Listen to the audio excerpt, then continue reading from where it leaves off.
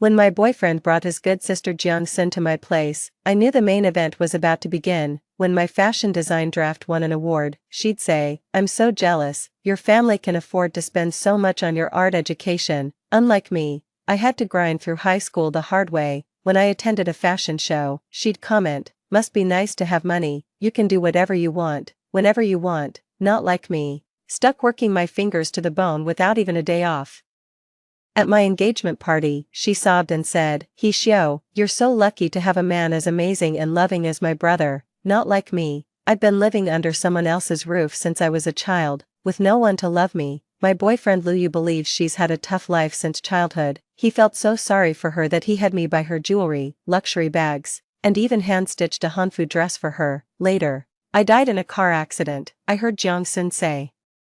"What a shame about that beautiful dress, she never finished making it for me." When I opened my eyes again, I saw Jiang-sun timidly trailing behind Liu. "This time, I'll show them how I'm going to destroy that bitch and the scumbag." 1. My boyfriend Liu showed up unannounced at my Hanfu studio, bringing along his dear friend Jiang-sun. Watching Jiang-sun cower behind Liu like a delicate little white flower, I couldn't help but smirk. "Here she comes, she's here, Xiao, this is my sister," Liu said, holding her hand protectively like a mother hen. "She just got back from abroad, could you make her a couple of outfits?" It sounded like an order. I studied art, and after graduating, I opened a Hanfu studio out of personal interest. In addition to regular Hanfu, I also offer custom high-end Suzhou embroidery pieces. When it comes to my own dresses and clothing, I naturally have higher standards and opt for more premium options. Hearing Liu's words, I picked up the measuring tape, glanced at Jiang-sun, and asked with a playful smile, "What style are you looking for?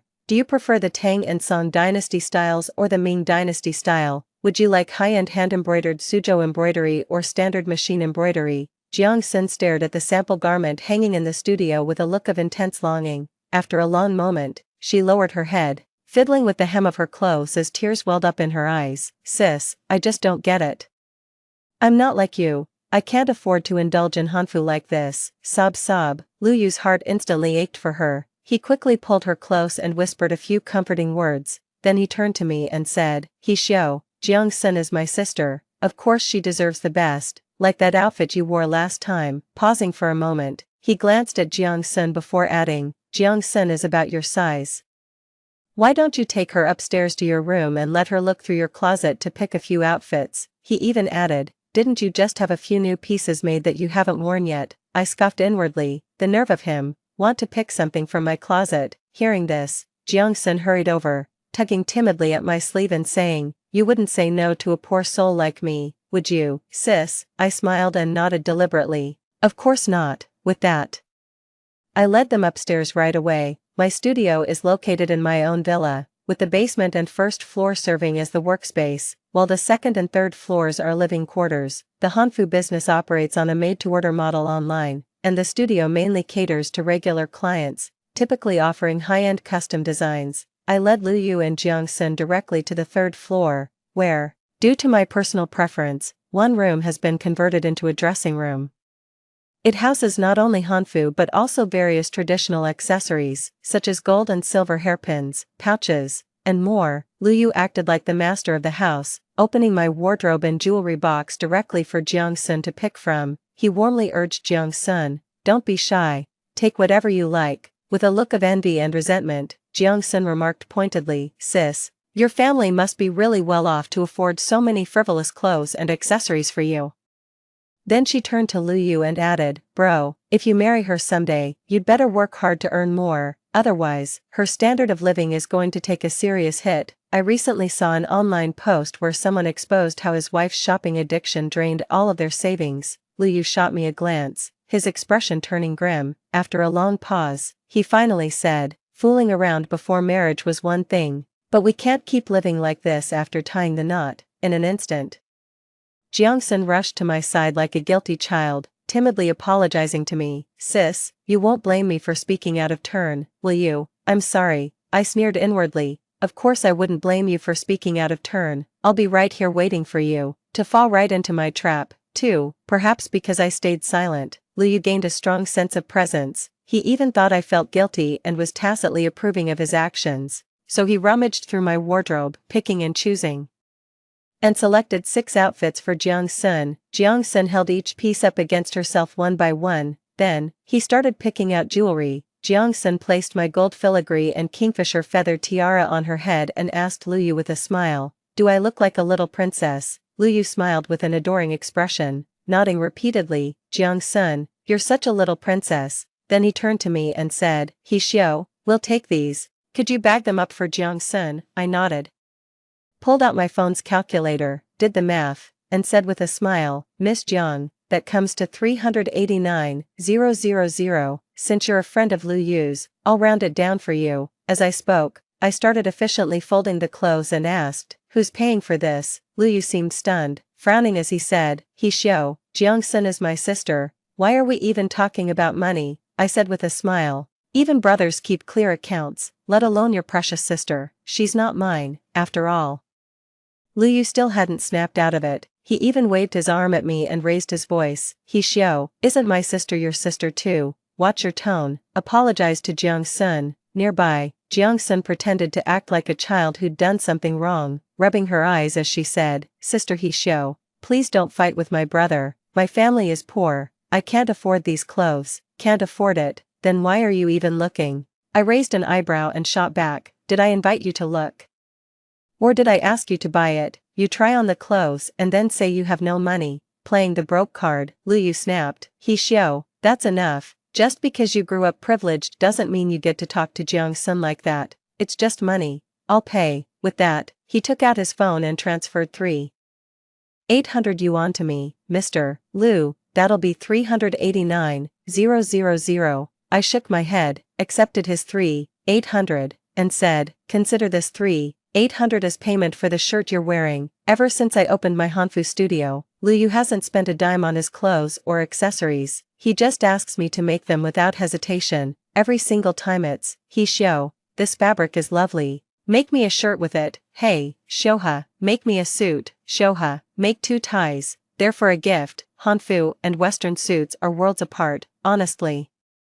Making these for him is really putting me in a tough spot. I used to be such a hopeless romantic. I never knew how to say no to him, so I painstakingly stitched together what I called love, one thread at a time, and he would always boast, "My wife's skills are just perfect," before casually slipping in a new request, "Hey, Heshio, for the holiday, could you make a dress for my mom?" I once suggested maybe just buying one from the mall. He scolded me with a stern face, "Heshio, how could you treat my mom like this? Store-bought clothes could never compare to something you've stitched by hand. You need to understand. This is your gesture of goodwill toward my mother. It's your way of showing filial respect to my mother." Through his repeated psychological manipulation, I gradually became his family's unpaid seamstress. I even had to pay for the fabric myself to make clothes for them, then endure their nitpicking and constant criticism.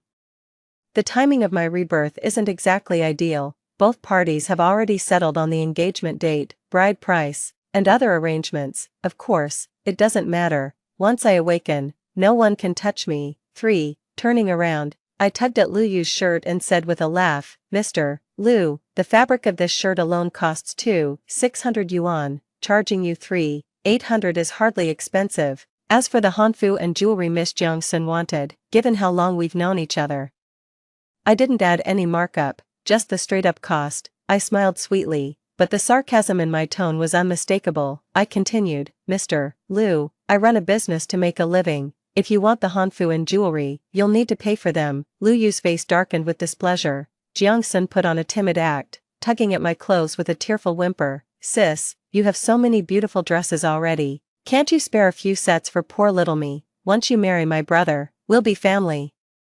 My parents passed away when I was young. If it weren't for my aunt taking me in, I might have starved to death. Where would I get the money for a beautiful dress now?" As she spoke, she lowered her head and let out a soft sob. Beside her, Lu Yu hurriedly said, "He Xiao, we're family, don't make a scene. Besides, Jiang Sun has never known parental love since childhood. As her sister-in-law, you should know how to cherish and care for her." I shook my head with a sarcastic smile. "Lu Yu, there are countless parentless children in the orphanage. Do you think you can care for all of them?" Lu Yu seemed deeply insulted, veins bulging on his forehead as he pointed at me and shouted, "He Xiao, how could you say that? Is Jiang Sun the same as them? She's my sister. that's right, she's your sister, you can buy her dresses and clothes if you want, go ahead and show her how much you care, I said bluntly. I'm not stopping you from loving her, a double entendre. Watching Lu Yu's livid expression, I continued, either pay up, take the clothes, and get out, or just get out right now. Frowning, Lu Yu said, Heshio, what's gotten into you today? They're just a few pieces of clothing, don't make a scene. He added that he knew the Hanfu community was a niche circle, and once certain items went out of print, they were gone for good, but Jiang Sun is his sister. So he asked me to be more generous for his sake, Lu Yu emphasized again. Jiang Sun has had a tough life, she lost her parents at a young age. As for Jiang Sun, she looked at me tearfully again, her face full of grievance, as if I had truly been harsh on her. It's not just that she wants to freeload on my clothing and jewelry worth 300,000 to 400,000 without paying a single penny, she even expects me to owe her a favor in return. Oh, right, I said with a laugh, Lu Yu. Jiang Sun is in such a pitiful state, how can you call yourself her brother? Since she likes my Hanfu and jewelry so much, and I'm willing to part with them, shouldn't you hurry up and pay? I run a Hanfu studio, not a neighborhood charity office. Lu Yu ignored me, picked up my dress, and started packing it into a handbag, saying, Heshio, I can't be bothered to argue with you, I'm taking the dress for now, if you dare take it, I'll call the police, I said coldly, snatching the bag from his hands and neatly organizing the clothes and skirts into the wardrobe. Lu Yu asked me, what exactly are you trying to do, Mr. Lu? Do you really have no sense of awareness? I said bluntly, can't you see how much I dislike you? Lu Yu's face flushed bright red with anger as he snapped, Heshio, do you think I'm giving you too much leeway? Beside them, Jiang Sun immediately put on a show of tears, tugging at Lu Yu's sleeve as she sobbed, brother, please don't fight with her. It's all my fault for causing trouble between you and sister. While pretending to wipe her tears, she seized the chance to steal a glance at me. Her eyes were filled with pure malice, just like in our past life, when she had her devoted follower run me over with a car. She stood over my mangled body and spat vicious curses. Hey you, I never imagined you could be like this, Lu Yu said while hurriedly comforting the sobbing Jiang Sun. I need to seriously reconsider our engagement. Our Lu family would never accept a petty, intolerant woman like you, he declared, puffing at his chest before leading Jiang Sun away by the hand. At the doorway, he glanced back as if expecting me to chase after him and apologize, but I was already on the phone with the cleaning lady, asking her to come quickly and mop the floor. Lu Yu probably thought I didn't grasp the main point he was trying to make. He turned back and said to me, Heshio, I'm formally notifying you that next month's engagement banquet is cancelled. Exactly, I'd been waiting for him to say that.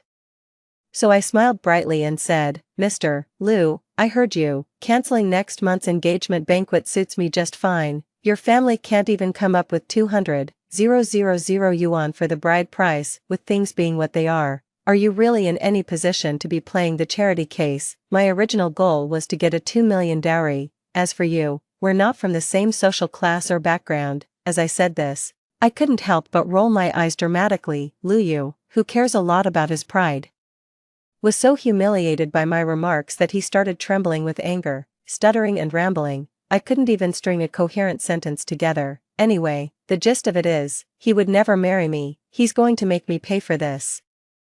Beside us, Jiang Sun started sobbing again, pleading with Lu Yu not to argue with me because of her. Sis, please don't fight with him, I'm sorry, this is all my fault. I glared at her coldly and retorted, Jiang Sun, who do you think you are? What business is it of yours if we argue? Know your place. If you want clothes and jewelry, earn the money to buy them yourself. Do you think money falls from the sky just because you cry about being broke? With that, I immediately called security and had them escorted out. On top of that, I changed the access code for the studio right away. 5. I thought after being called out like that, Lu Yu and Jiang Sun would have too much pride to come back so soon. To my surprise, Lu Yu actually brought his mother over that evening. How did I not realize he was a mama's boy in my past life? Sigh, love really does make you blind and foolish, old Mrs. Lu strode into my studio with an air of authority, planted herself on the sofa, and scolded me. Heshio, I heard you had a fight with Yuer and Jiang Sun. I rolled my eyes, not even bothering to say a word. That's not how things are done in our family. Old Lady Lu seemed completely oblivious to my unwillingness to engage, and went on, you're not even part of this household yet, and you're already this rude. I'm here, and you haven't even offered me a cup of tea or greeted me properly. Is this how you treat a guest? Jiang-sun is your sister, and now that she's married, we're all family. If she likes a few of your dresses, just let her have them. Why are you being so stingy? What are you staring at? Go get those dresses and give them to your sister already. Beside us, Jiang-sun was sobbing pitifully while tugging at old lady Lu's sleeve. Auntie, please don't scold sister, she whimpered. She's just attached to her new dress. Sniff, it's all my fault. Old Mrs. Lu, who do you think you are? I sneered with a mocking laugh. It's my new dress. Why on earth should I give it to your niece? You, old lady Lu shot to her feet the moment my words hit her, pointing a trembling finger at me. She shrieked, how dare you? Since when does a daughter-in-law curse her mother-in-law? And with that, the old hag actually made a move as if to strike me. In my past life, I always just put up with everything. On top of that, Lu Yu kept going on about how pitiful Jiang-sun was. So when she wanted my clothes, dresses, and jewelry, even though I didn't want to, I gave in under pressure and handed them over. Then, she began to slowly take over every aspect of my life. Clothing and skirts were just the beginning. From there, she asked to be a model for my Hanfu studio. She got involved in my designs and joined my studio as an executive. She insulted the studio staff, collected a high salary while doing nothing, and caused trouble every time I say a few words. Lu Yu accuses me of being petty and unable to tolerate his sister. To make matters worse, Jiangshuan would go crying to Lu Yu's mother. Each time, Lu Yu's mother would give me a harsh scolding without even hearing my side. Behind my back, Jiangshuan would flaunt her superiority over me with arrogance. She said that since I married Lu Yu, everything I had belonged to him. Naturally, it all became hers as well. In the end, I met a tragic death, and Lu Yu, as my legal husband, felt entitled to seize everything I owned. They cashed in on my death, milking it for all the clout it was worth. From the moment I opened my eyes in this life, I've been scheming. Old Mrs. Lu, get this straight. I've already broken up with your son today, I said with a cold laugh. Who said I'm your daughter-in-law? If you don't have a mirror at home, surely you have urine. Go take a piss and look at your reflection. Does a man like your son even deserve someone like me? Lu Yu immediately jumped up, pointing at me and yelling, He Xiao, how dare you insult me? That's right, I did insult you. So why are you still shamelessly showing up at my house? I said deliberately. I've never seen a family as disgraceful as yours. As for old lady Lu, she probably never imagined that I would break up with Lu Yu just like that. In her eyes, her son is absolutely one of a kind, the best there is. Even if a princess were to marry him, she'd be the one marrying up.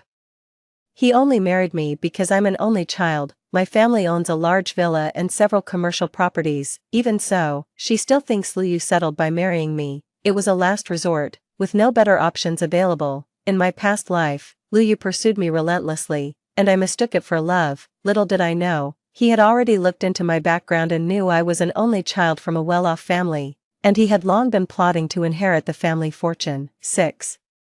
Mother Lu was so furious she pointed at me, speechless with rage. Then, leaning back in her chair, she trembled and cried out, Lu Yu, is this the fine wife you've chosen? As she spoke, she began to weep. My life has been so hard. I struggled to raise you and your siblings, and now you've grown up and think you know best. You've married and forgotten your own mother. How dare this daughter-in-law insult her mother-in-law before even stepping into the household?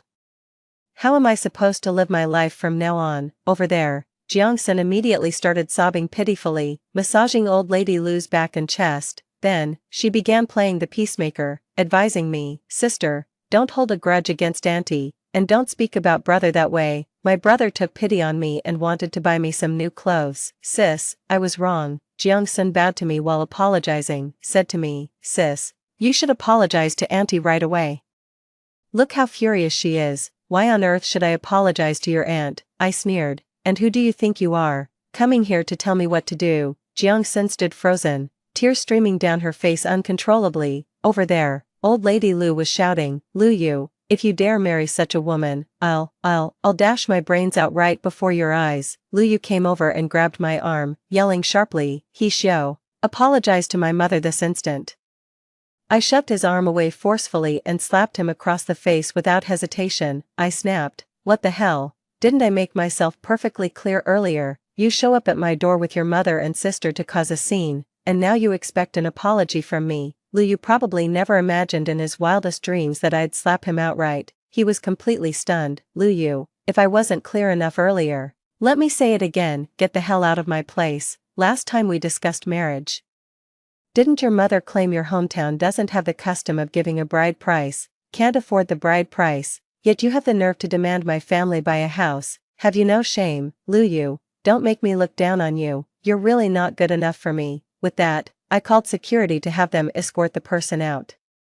Over there, old lady Lu was still making a scene, threatening to call the police and claiming I had hit her son. She even tried to charge at me to start an argument. 7. The first thing I did after being reborn was to discuss breaking off the engagement with my mother. When I mentioned calling off the engagement, my mom instantly lit up with joy. She said she hadn't been too impressed with Lu Yu from their first meeting, though the young man was decent looking.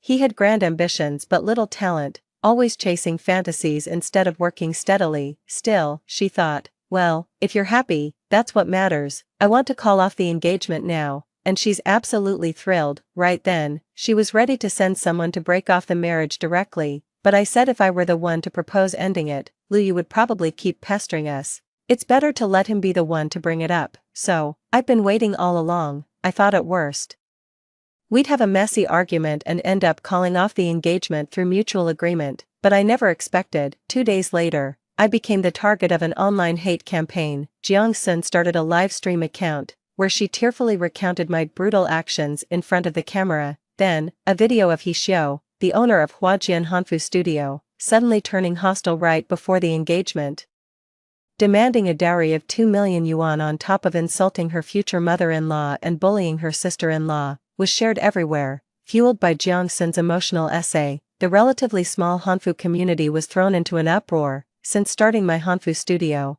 I've gained quite a reputation in the industry. My Weibo notifications blow up with 99+ messages in no time. So many people are sending me hate DMs. He Xiu's Hanfu designs are so stunning. How could she be like this in private? Wait.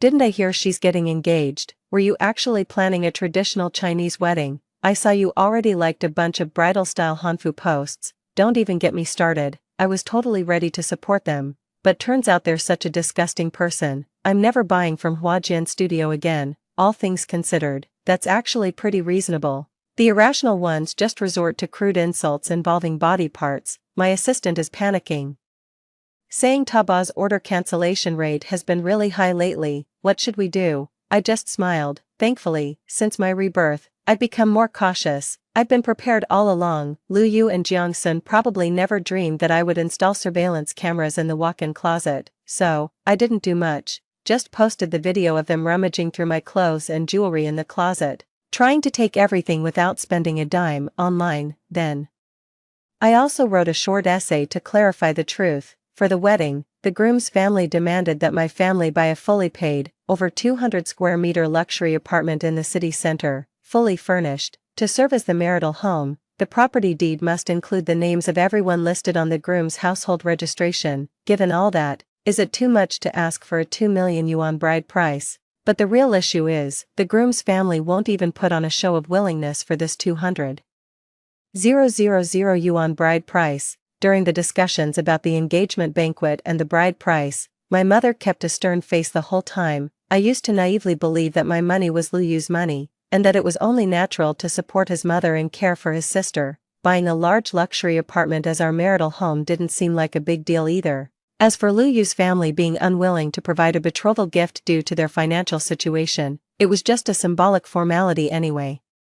So it didn't really matter. Only later did I realize how terribly wrong I was. 8. Just as expected, public opinion began to shift after I released the video. Oh my god, they just took hundreds of thousands worth of clothes and jewelry without paying, rummaging through someone's private wardrobe. The audacity. And she has the nerve to play the victim online. Jiang Sun, honestly, if Xiu were to sell her stuff, I'd totally want her clothes and jewelry. I'd pay for them. I've got some self-respect. That burgundy Kaisai horseface skirt is absolutely stunning. Wake up, folks, that skirt costs tens of thousands. Kaisai is literally worth its weight in gold. The Kong-style Su embroidery horseface skirt is gorgeous too. Xiu, hurry up and finalize the pattern so we can mass produce it. Absolutely, don't just celebrate by yourself. Just look, you've caught the attention of players and gold diggers. Xiu, forget about marriage. Focus on your career, we love you. Jiang Sun was being mocked and ridiculed like a complete clown. My mom went even further, she didn't even show up herself. Instead, she hired a lawyer to tell the Liu family that since our values were incompatible, the engagement was off. The lawyer had actually weighed his words carefully, opting for incompatible values as a more formal and diplomatic way to phrase it. In reality, when I called off the engagement, my mother made no effort to hide her utter contempt for Liu Yu. Liu Yu was completely stunned when my family formally requested to call off the engagement. How could this be? After all, he had pursued me relentlessly for 3 whole years before I finally said yes. Now that we were about to get engaged, I was fully committed to him. Back then, I foolishly believed that in a relationship, you should give your all for the other person. In my past life, I took this belief to the extreme. I poured my heart and soul into making him happy, so. Liu Yu thought I was just throwing a tantrum out of anger. He called me, but I didn't answer, leaving him hanging. After he called over 10 times, I quietly blocked him. Of course, since I run a business, I couldn't exactly stop Liu Yu from coming to see me. The next day, he showed up at my studio looking for me. "Hey Xiao, what's your problem?" he snapped at me angrily. I smiled and said, "Liu Yu, didn't you say just the other day that your family would never marry someone as petty and intolerant as me? So, let's call off the engagement," I said cheerfully. "If you have any issues, talk to my lawyer, don't bother me. I'm busy working on new designs. Look, all the ladies in the Hanfu community are waiting on me." Liu Yu probably saw me smiling and, once again, narcissistically assumed I was just throwing a childish tantrum, so he softened his tone and said, "Alright, Xiao, let's put this behind us, don't make a scene.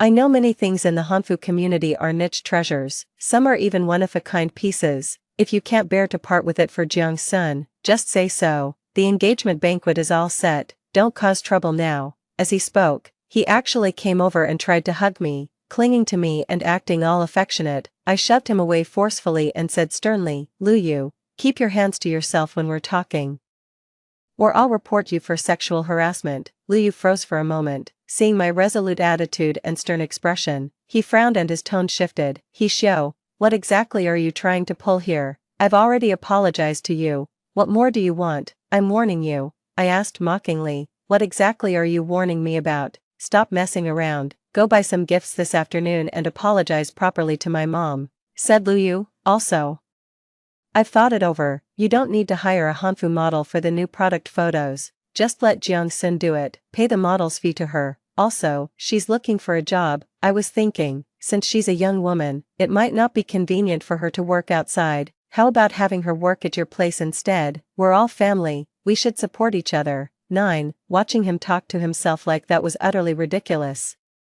My family has already hired a lawyer and officially called off the engagement. Does he really think I'm just throwing a tantrum? And that's not even the worst part. He came to apologize, but it was with this condescending, almost commanding attitude, and now he wants to force Jiang Sun into my studio. Is it really that inconvenient for a girl to work outside the home? Are you saying all the women in the world should just stop working? Is his sister some kind of delicate princess? Liu Yu, your reading comprehension seems flawed. How did you even get into university? I've already hired a lawyer to start the proceedings. The engagement is off. Are you even listening to me? I don't have time for your tantrums, and frankly, you're not worth the energy. Please leave, don't let the door hit you on the way out." With that, I signaled to a security guard I'd hired earlier and had him escorted out. Liu Yu seemed dazed and disoriented as he left, unable to snap out of it. I get it, he must be wondering how someone as naive and easily fooled as me could suddenly have such a wake-up call. Over the past few days, I've sorted out all the expenses from my 3 years with Liu Yu. In this digital age, every payment leaves a trace. I've itemized every single gift he ever gave me. I also made a complete list of all the things I've given him. The total came as a real shock once I did the math. Over 3 years, the custom-made clothes, accessories, leather goods, tie clips, cufflinks, it all added up to over $1 million. As for him, the gifts he gave me were nothing more than a few plush toys and the occasional bouquet for holidays. For my birthday, he'd order a small cake. When we dined out at upscale restaurants, I was always the one footing the bill. I had my accountant sort everything out and informed my lawyer that since we're breaking up, I naturally need to return the things he gave me. I want him to return everything I gave him, even if it's worn or dirty. We always split the bill when we eat out. The lawyer diligently went to talk to him and outlined the lawsuit process, which suddenly made Liu panic. The truth is, he never actually wanted to break up, he just wanted to maintain the upper hand to control me, step by step. In today's lingo, this is what you'd call PUA. He called me, sent messages, and even showed up at my studio. If I answered and it was him, I'd hang up immediately and block his new number. Same with texts, I'd just delete them right away and then block him. He came looking for me, but I refused to see him, either leaving him waiting or shutting him out completely. 10. After a week of this drama, my lawyer asked me, shall we file a lawsuit? I nodded and told him to inform Liu that if he didn't return the items he had extorted from me under various pretexts over our 3-year relationship, I would proceed with legal action. At the end of July, a typhoon swept through, bringing relentless heavy rain. Rainwater had pooled on the ground. Jiang-sun came to my place and knelt at the doorway, crying while recording a video. She was in tears, pleading, Sister Hashio, I was wrong. Please forgive my brother this once. I'm just a pitiful soul who hasn't seen much of the world. I couldn't resist when I saw all the new clothes in your room. My brother just felt sorry for me growing up without parents, so he wanted to give me some of your new dresses. Please, sis, don't break up with him over this. He really needs you. He truly loves you. He said, if you don't forgive him, his life would be meaningless. I'm begging you. Please forgive him. I'll do anything you ask. I'd rather die. Wah. The moment this was posted online, it went viral. Clueless bystanders all called me stingy over a few pieces of clothing. You're pressuring your future sister-in-law and giving your boyfriend a hard time. Isn't this just being dramatic? Trying to control everyone in your boyfriend's family before even getting married. This woman is so petty, forcing a young girl to kneel in the pouring rain over a few pieces of clothing. Outrageous. And this man, why is he still begging for her forgiveness? He should have ended it sooner for his own happiness. Shortly after, Jiang-sun's lengthy post followed suit. She tearfully accused me of bullying Liu and insulting her mother-in-law. Then, she took full responsibility and said it was all her fault. She begged me to forgive her brother, since it happened right outside my studio. People quickly exposed my studio's details. The Hanfu community recently had quite the drama, and some of my die-hard fans spoke up for me. Unfortunately, their voices were quickly drowned out. I waited until the situation reached its peak before speaking out online. Calling off the engagement wasn't just about a few outfits. Clashing values played a big part too. On top of that, the guy made outrageous demands, insisting the woman pay for the entire marital home up front. With that, I tossed out a video link. Right after, I dropped a few photos along with a lengthy post. I'm adamant about breaking up, but the reason is too embarrassing to talk about. As you can all see, the woman in the photo is the one who knelt in the rain, begging me not to break up with her brother, yet, she was in the car, getting intimate and passionately kissing her own cousin. I mimicked Jiang-sun and said deliberately, as everyone knows, in such a situation, anyone would choose to break up. The reason I gave was simply that we weren't on the same page. It's not like we can publicly admit that the guy's cousin and his female relative were carrying on some shady, inappropriate relationship, right? 11. Last time, it was just an issue within the Hanfu community. This time it exploded across the entire internet. First, Jiang-sun brought it on himself by kneeling in the rain to film a video,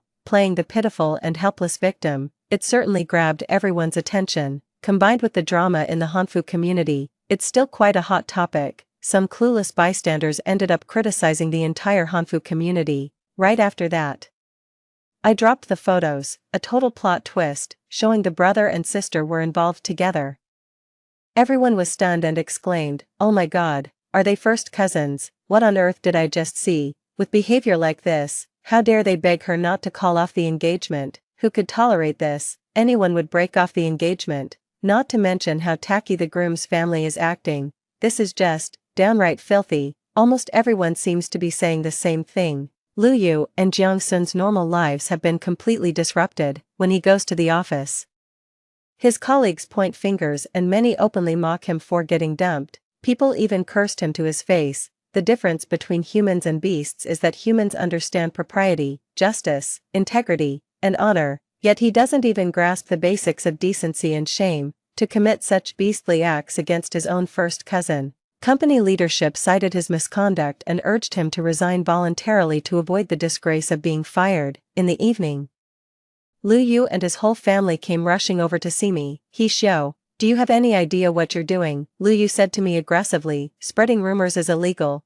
don't you know that? Me, spreading rumors, I sneered. Do you want me to show everyone the records of you and Jiang Sun checking into a hotel together? I told him that, originally, I had only planned to call off the engagement, but Jiang Sun kept causing trouble over and over again. The online harassment has severely damaged the reputation of both Huajian Studio and myself. That's why I decided to speak the truth. Lu Yu, promptly return all the assets you took from me, whether by legal or illegal means, during our relationship, and call off the engagement, otherwise, I've got even more explosive information up my sleeve. As I said this, Lu Yu's face turned ashen. Old Mrs. Lu's expression was equally grim. Over there, Jiang Sun was still berating me, claiming that siblings being close was perfectly normal, and I was just deliberately stirring up trouble to make people think of incest. I laughed. Jiang Sun, when you checked into that hotel room with your brother, why didn't you mention you were just siblings? Or perhaps I should ask, what was the real reason you went abroad 5 years ago? In an instant, Jiang Sun turned pale as her scandal came to light. Trembling, she cast a timid glance at old Mrs. Lu. As for Lu Yu and old Mrs.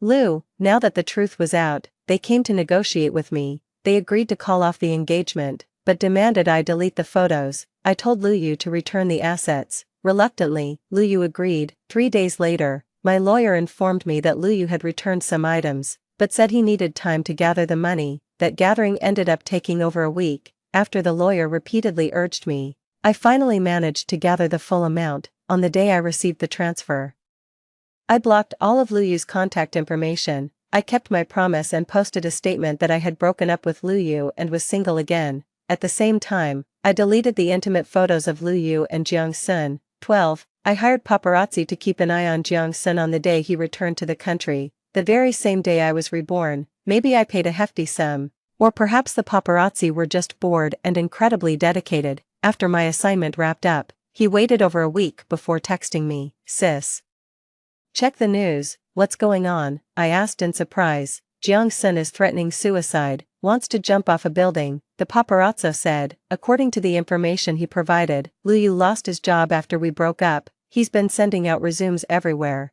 but no company would hire him. Whenever he went out, people would point fingers and call him worse than an animal. Instead of reflecting on his own actions, he blamed Jiang Sun. Jiang Sun started arguing with him while crying. Old Mrs.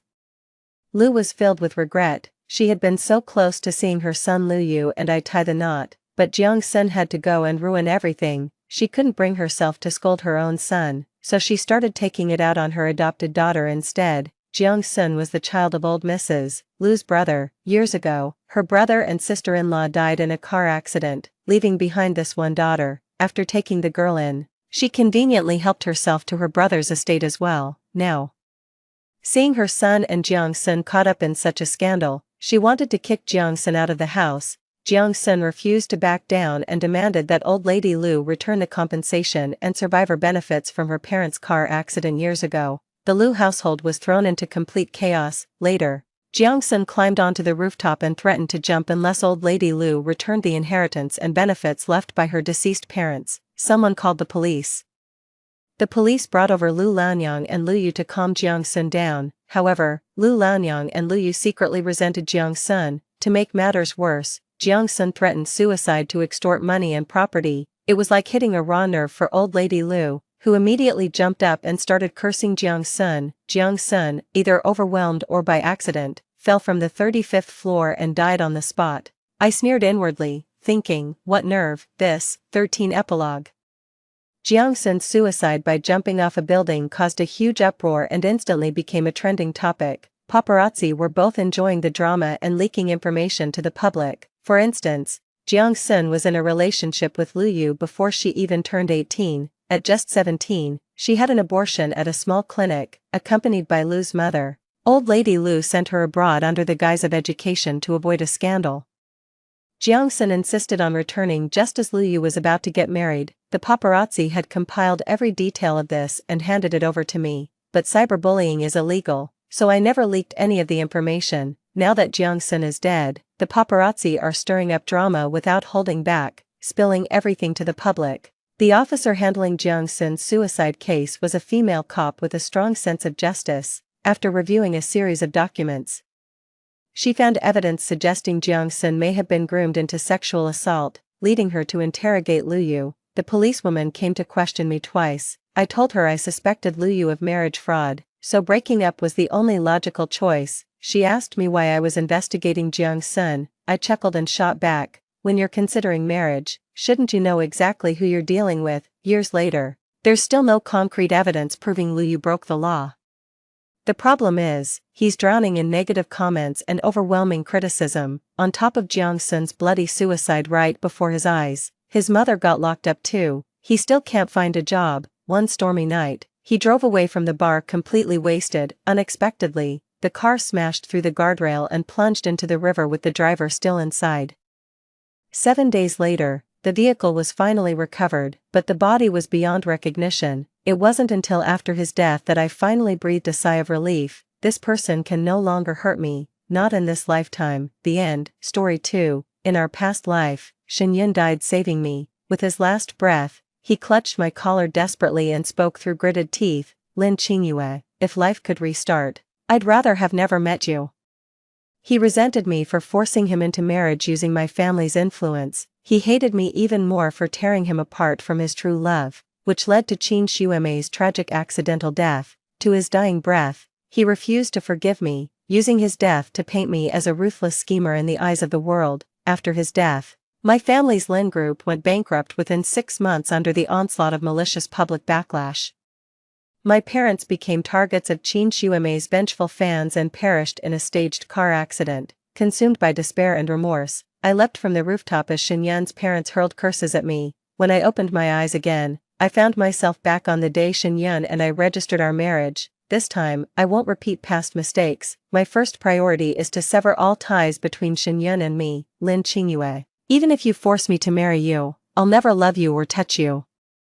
Put that foolish hope out of your mind. Shenyun's furious shout echoed in my ears, jolting me awake from my dazed state. Didn't I jump to my death? Why am I seeing Shenyun again, alive and well? Don't touch me. If we're getting married, hurry up. You've got 1 minute to produce the marriage certificate yourself. Shenyun recoiled in disgust, shaking off my hand from his face before throwing the documents at me and storming out. The stinging pain in my hand confirmed this was real. I wasn't dreaming. I'd actually gone back to the day I forced Shenyun into marriage registration. In my past life, Shenyun only married me under duress after I coerced and bribed him. I thought this would mark the beginning of my happiness, but it ended in such a tragic way. Thankfully, heaven took pity and granted me rebirth. This time, I won't repeat my foolish mistakes. Through tear-blurred eyes, I watched his resolute retreating figure, wiped my tears, and resisted the urge to chase after him. He's right. With the Lin family's wealth and influence, what kind of man couldn't I have? This time, let me personally sever this ill-fated relationship. With that thought, I gestured to the nearby bodyguards to bypass Shenyun and bring over Qin Shuemei, who was hiding in the shadows plotting against me. Lin Qingyue, why did you summon me here? To flaunt your victory. Let me tell you, even if you forced Yun to marry you, his heart has always belonged to me alone. Qin Shuemei lifted her chin haughtily, revealing her slender, snow-white neck like a defiant white swan. What's going on? I sauntered over and remarked coolly, so what? If I want him to, he'll still have to marry me obediently. I deliberately said these things to provoke her, curious to see how she'd react. In our past life, she'd lurked in the shadows watching us get married, then confronted us with that pitiful unrequited love act just to guilt-trip Shenyun. Then while Shenyun went to get the car, she deliberately provoked me by the roadside with inflammatory remarks, baiting me into making a shoving motion. Truth is, I never pushed her. She grabbed my hand and threw herself backward toward the oncoming traffic, staging the scene to make me look vicious in Shenyun's eyes. Lin Qingyue, even if you have his body, you'll never have his heart.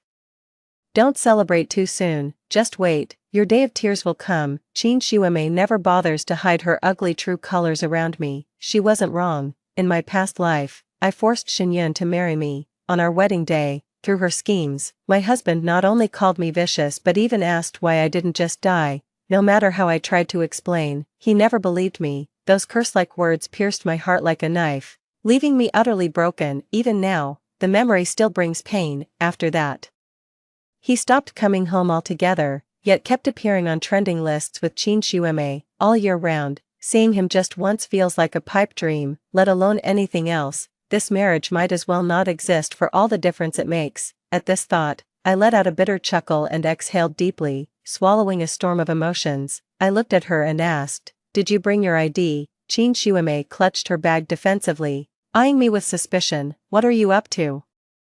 I didn't want to waste words with her, so I snatched her bag and rummaged through it for the ID card. Lin Qingyue, what the hell are you trying to do? Give me back my bag, or Ayun will make you pay for this. I swapped the documents and certificates I was about to submit with Shenyun and Qin Shuime's. Qin Shuime's eyes widened in speechless shock as her marriage certificate with Shenyun materialized before her. This time, I'll step aside for you too.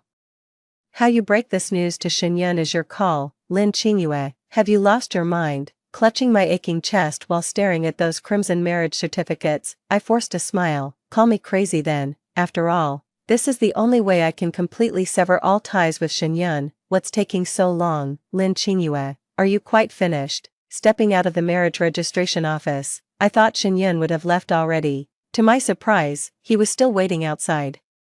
At this point, he merely resented me for coercing him into marriage with my influence. His hatred for me hadn't yet reached its peak. Setting everything else aside, Shenyun is truly an exceptional person, kind, handsome, always ready to help others, and academically brilliant. The only flaw I can find in him is that he doesn't love me back. In my past life, I was stubbornly blind. He was never meant to be trapped.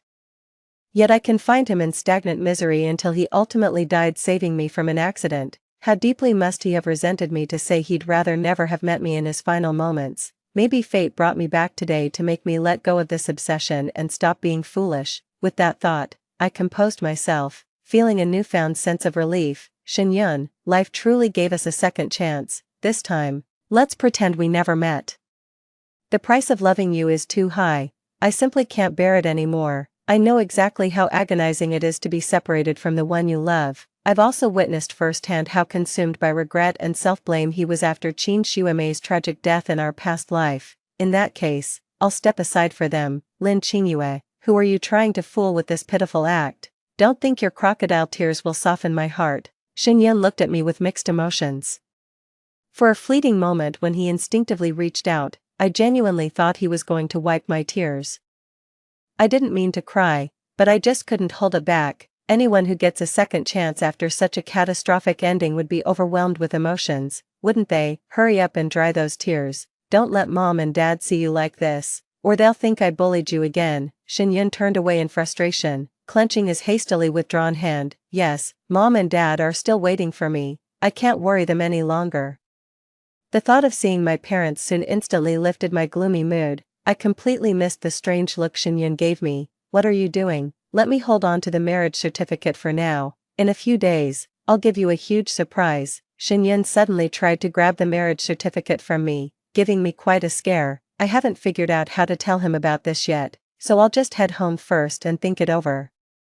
It's not that I wanted to see it, I just know how forgetful you are. Don't be careless and lose the certificate. I won't accompany you to get a replacement if that happens. Shenyun spoke irritably, feeling something was off. Got it, don't worry. When the surprise arrives, you'll be thanking me. I don't want your surprises. Just stay out of trouble from now on. Shenyun, thank you for saving me time and again. Believe it or not, I truly loved you in the past. I can't bring myself to hate someone who died saving my life, but with a lifetime of blood debt between us, fulfilling his final wish is the last thing I can do for him in this life. Lin Qingyue, I told you, I saved you not because I like you. I'd save anyone in danger. Stop reading too much into this. I know, so this time, as you wish, we'll be strangers. When Shenyun gazed into those dewy, lively eyes, his heart suddenly faltered, as if something precious was slipping silently away. Silence. Little did he know then, that final glance would become the enduring pain of his lifetime. I booked our engagement banquet at Grand Noble Hotel in a few days. Make sure your parents dress formally. I know you dislike publicity, so rest assured only our immediate families will attend. Got it? Are you done? Can you leave now? Shenyun, visibly out of patience, strode toward the driver's seat. I smirked and walked the opposite way, calling over my shoulder, Shenyun. This time it's really goodbye, for good. With him still staring in shock, I waved and drove off without looking back. Shin-yun sat in the car, watching the taillights disappear, letting out a bitter laugh. When he walked out of the marriage registration office earlier, the one who always clung to him didn't even chase after him to beg him to stay, so this was her game all along. What a petty woman. In an unnoticed corner, Chin Shueme, who'd witnessed everything, chose this moment to make the call. Yun, are you alright? Why do you ask? Did something happen? No, Yun, I just wanted to ask about you and Lin Qingyue. We got married today. I'm sorry, Shueme, for only telling you now. You got married. Did Lin Qingyue say anything about it? What was she supposed to say, or did she come to give you trouble, too? No, I just wanted to know how you feel about getting the marriage certificate today. Not really, it's just marriage. Consider it giving our parents some peace of mind. Alright, as long as you're not overthinking it. After hanging up the phone, Chin Shueme's anxious heart finally settled. She didn't know why Lin Qingyue would do such a thing, but she sensed there was more to it. Could it be she'd discovered something? As I rushed through the door, I collided headlong with someone. Ouch, what's this hard thing? My head still ringing from the knock. Lin Qingyue. A deep, magnetic male voice sounded above me. When I looked up, I found myself lost in a pair of mesmerizing eyes. Sweetheart, why are you back? Weren't you supposed to register your marriage with Shin-yun today? Mom, Dad, I've changed my mind about marrying Shin-yun. That's why I'm back. And who is this? I looked at the man before me, suddenly realizing he still had his arm around me. Blushing, I took a few steps back. This is outrageous. Do you think marriage is some childish game? You can't just change your mind whenever you please, thank goodness. So you didn't go through with marrying that Shin fellow after all. Before I could even speak, the handsome guy next to me got even more excited than I was. When he finally realized what was happening, his flustered blush made him look exactly like an adorable golden retriever, all soft and endearing. It wasn't until later that I realized he was actually that chubby little boy from next door who used to look like a New Year painting doll when we were kids. I remember how utterly adorable he was back then, all milky and sweet. Whenever we played house, I'd always insist on being the mom while he had to be the dad, but then his whole family moved abroad. The day he left, I cried my heart out. Who would have thought after all these years, he'd grow so tall and turn out this handsome? I barely had time to wipe my drool. My shallow tendencies were showing, when Dad already figured out what I'd been up to. Lin Qingyue. Weren't you swearing you'd die before marrying anyone but Shin-yun? Now you're letting her marry another woman. Are you trying to kill me? Ow, Dad, calm down, let's talk this through. Calm down. How can I possibly calm down? You switched people at the last minute. What the hell were you thinking? I had no other choice. Dad, my birth chart clashes with Shin-yun's. If we marry, it'll bring disaster to our whole family. What nonsense. Looks like someone's asking for a spanking, Mom. Help me, cover for me quick. In my panic, I grabbed the nearest person and ducked for cover. Only when he firmly shielded me did I notice my mom watching us from a distance, caught between amusement and exasperation. Uncle, Xiaoye must have thought this through carefully before acting, right? He suddenly turned to look at me earnestly, giving me a subtle wink. Seeing my father's livid face, I quickly tried to smooth things over. You're right, Dad.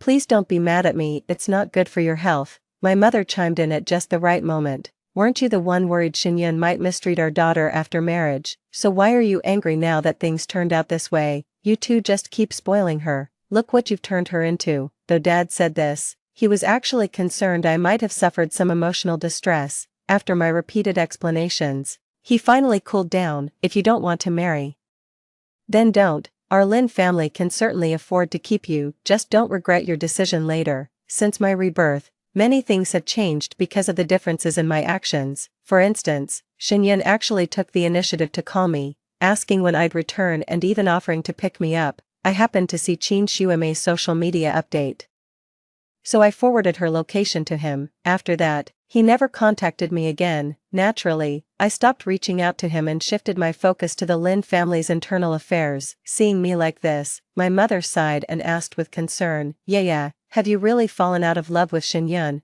Everyone had witnessed how deeply I loved Shin-yun in the past. To be with him, I gave not just money and influence, but my whole heart. In my past life, my parents noticed how miserable I'd become after marriage. When they realized Shin-yun would never love me back, they asked if I'd considered letting go. They said forced affection bears no sweetness. if it's truly hopeless, perhaps I should move on. Life's too long to waste on unrequited love that only hurts everyone involved. Shin-yun was wonderful, but what they truly wanted was my happiness, yet letting go sounds simple. To me, Shin-yun wasn't just my first love, he'd been my savior. Rescuing me from dire straits time and again like a guardian angel. I'm utterly, hopelessly in love with him. Even if he doesn't return my feelings, even if he detests me, my heart still races uncontrollably whenever I see him. Besides, it's not entirely impossible that I could make Shin-yun gradually fall for me. At the very least, his parents adore me, and they can't stand Shin Shu-ame. But alas, one wrong move leads to another. What's forced can never truly be mine. Mom, don't worry. I've made up my mind. I'll stay with you and Dad for the rest of my life. Okay, yeah, I'm glad you've come around, but, have you noticed Xiao Zhou treats you differently? Thinking about how I kept bumping into him lately, I stammered awkwardly. Does he? Originally, your father and I considered arranging a marriage with the Qi family. After all, you used to claim him as yours when you were little. Mom, it's just that later, when we saw how much you loved Shin-yun, your father and I decided to let it go. Alright Mom, I don't want to think about anything now. I just want to spend time with you and Dad, and I'd really love to have your homemade fruit milfai. Of course, sweetheart, I'll make it for you right away. The moment I turned around, I saw a tall figure standing on the balcony. Qixing Zhou, what are you doing on my balcony? Little Yuer's memory fails her. This connecting ladder was installed because you begged our parents relentlessly as a child, just so you could pester me at my place. That was all in the past. I won't bother you anymore. How heartbreaking. But no matter, if you won't pester me, then I'll just pester you instead. What exactly are you trying to do, Lin Qingyue? Do you believe in reincarnation? My entire body stiffened as he enunciated each word. The reason you let Shin-yun marry someone else wasn't due to astrological incompatibility. You've been reborn too, haven't you? I glanced back at the door, then pulled him along as I walked out. Come with me. At a quiet cafe, I finally asked, how could you possibly? Because in our past life, I returned too, on the day you got your marriage license. But, you're wondering why you've never noticed me before, right? Qixing Zhou gave a bitter smile. Back then, your heart and eyes were only for Shin-yun. What difference would my presence have made? I'm sorry, this isn't the time for apologies. He showed me a photo and asked, Xiao Yuer, Auntie said you're preparing a wedding banquet for this woman. Is that true? I nodded while looking at Qin Shu-ame's photo. Yes, what about it? 3. He told me with a grave expression, this woman is no good, I know, but what can I do when the grooms set on her? Shu-ame Qin's scheming nature wasn't some recent development. In my past life, I even caught a glimpse of her stepping out of a luxury car dressed provocatively. When I tried to tell Yunshin about it, Shu-ame somehow sensed my intention and began sabotaging me with constant petty maneuvers in front of him. Yun kept taking her side every time, his annoyance with me turning into outright hatred. He finally warned me that if I kept pushing my luck, he'd file for divorce.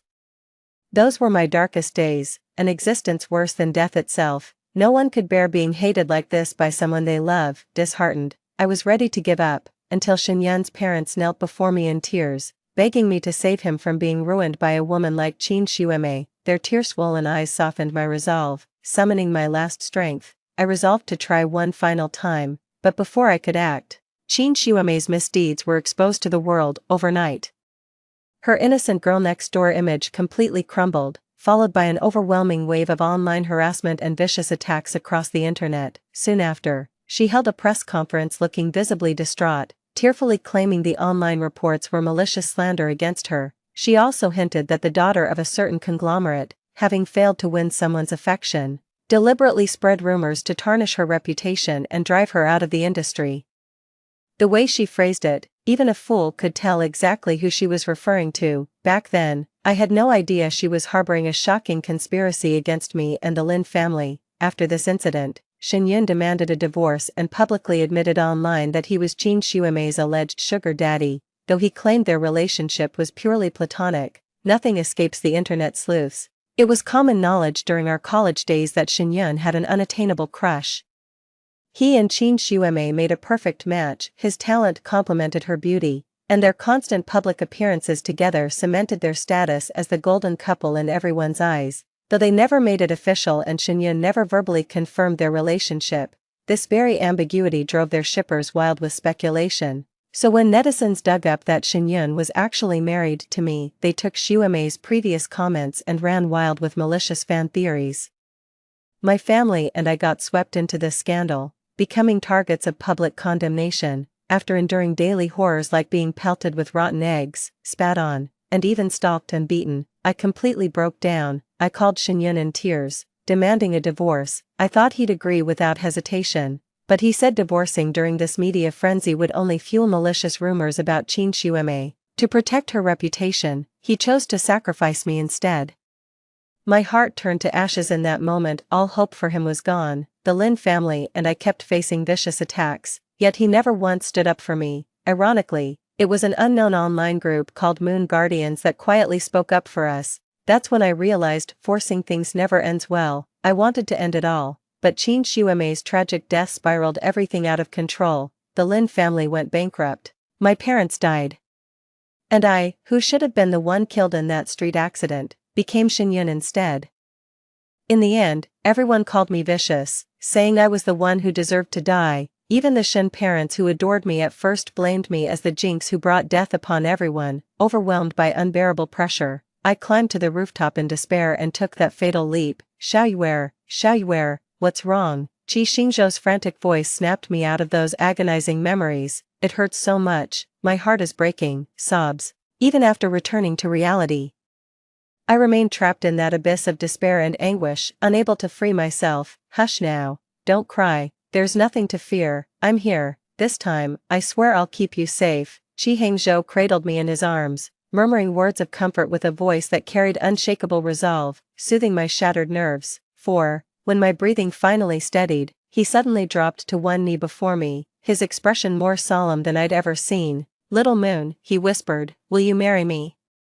His sudden move caught me completely off guard. Before I could say anything, someone rushed over and knocked him to the ground with a punch. Qi Xingzhou, Lin Qingyue. It wasn't until someone pulled me back that I realized the assailant was Shin Yun, with the furious look of a husband catching his wife cheating, his eyes bloodshot as he glared at me. So this is why you've refused to come home, fooling around with some random man. I slapped him across the face before rushing to help the other man up. Are you okay? Qi Xingzhou fluttered his long lashes, leaning against me with a pained expression. Little Moon, it hurts, I'll take you to the hospital. Lin Qingyue, I'm your husband, where do you think you're going with him? Shin Yun blocked my way, looking utterly devastated. Glancing at Qin Xiuemei nearby, I said, on our wedding day, you said we'd live separate lives. If you've changed your mind and want a real marriage, shall we go home and consummate it right now? Shin Yun flushed and pushed me away. Lin Qingyue, have you no shame as a woman? Didn't you claim to be my husband? Isn't it only natural for a wife to sleep with her own husband? Just as Shin Yun was about to speak again, Qin Xiuemei cut him off, not in the mood for further argument. I simply said see you at tomorrow's wedding banquet and left. Go ahead and cry if you need to. No one here will laugh at you. As we left the hospital, Xingzhou noticed my silence and patted my shoulder. You look pitiful enough, lean on me if you need to. Are you serious? I mean what you said about us getting married. Xingzhou froze mid-step, his expression turning grave and earnest. My little Yuer, coming back to marry you is what I've strived for across 2 lifetimes. I was shaken by the depth of emotion in his eyes, and finally asked him for more time. It wouldn't be fair to him otherwise. On the day of the banquet, Shin Yun rose before dawn, waiting in the parlor while counting the minutes, his gaze fixed on the door. By 11 in the morning, only when his father summoned him to leave did he snap out of his trance. Has Lin Qingyue arrived, Mrs.? Shin gave him a strange look. Didn't Qingyue tell us to meet directly at Xinghao Hotel for lunch? She didn't inform you. Breaking the awkward silence, Mr.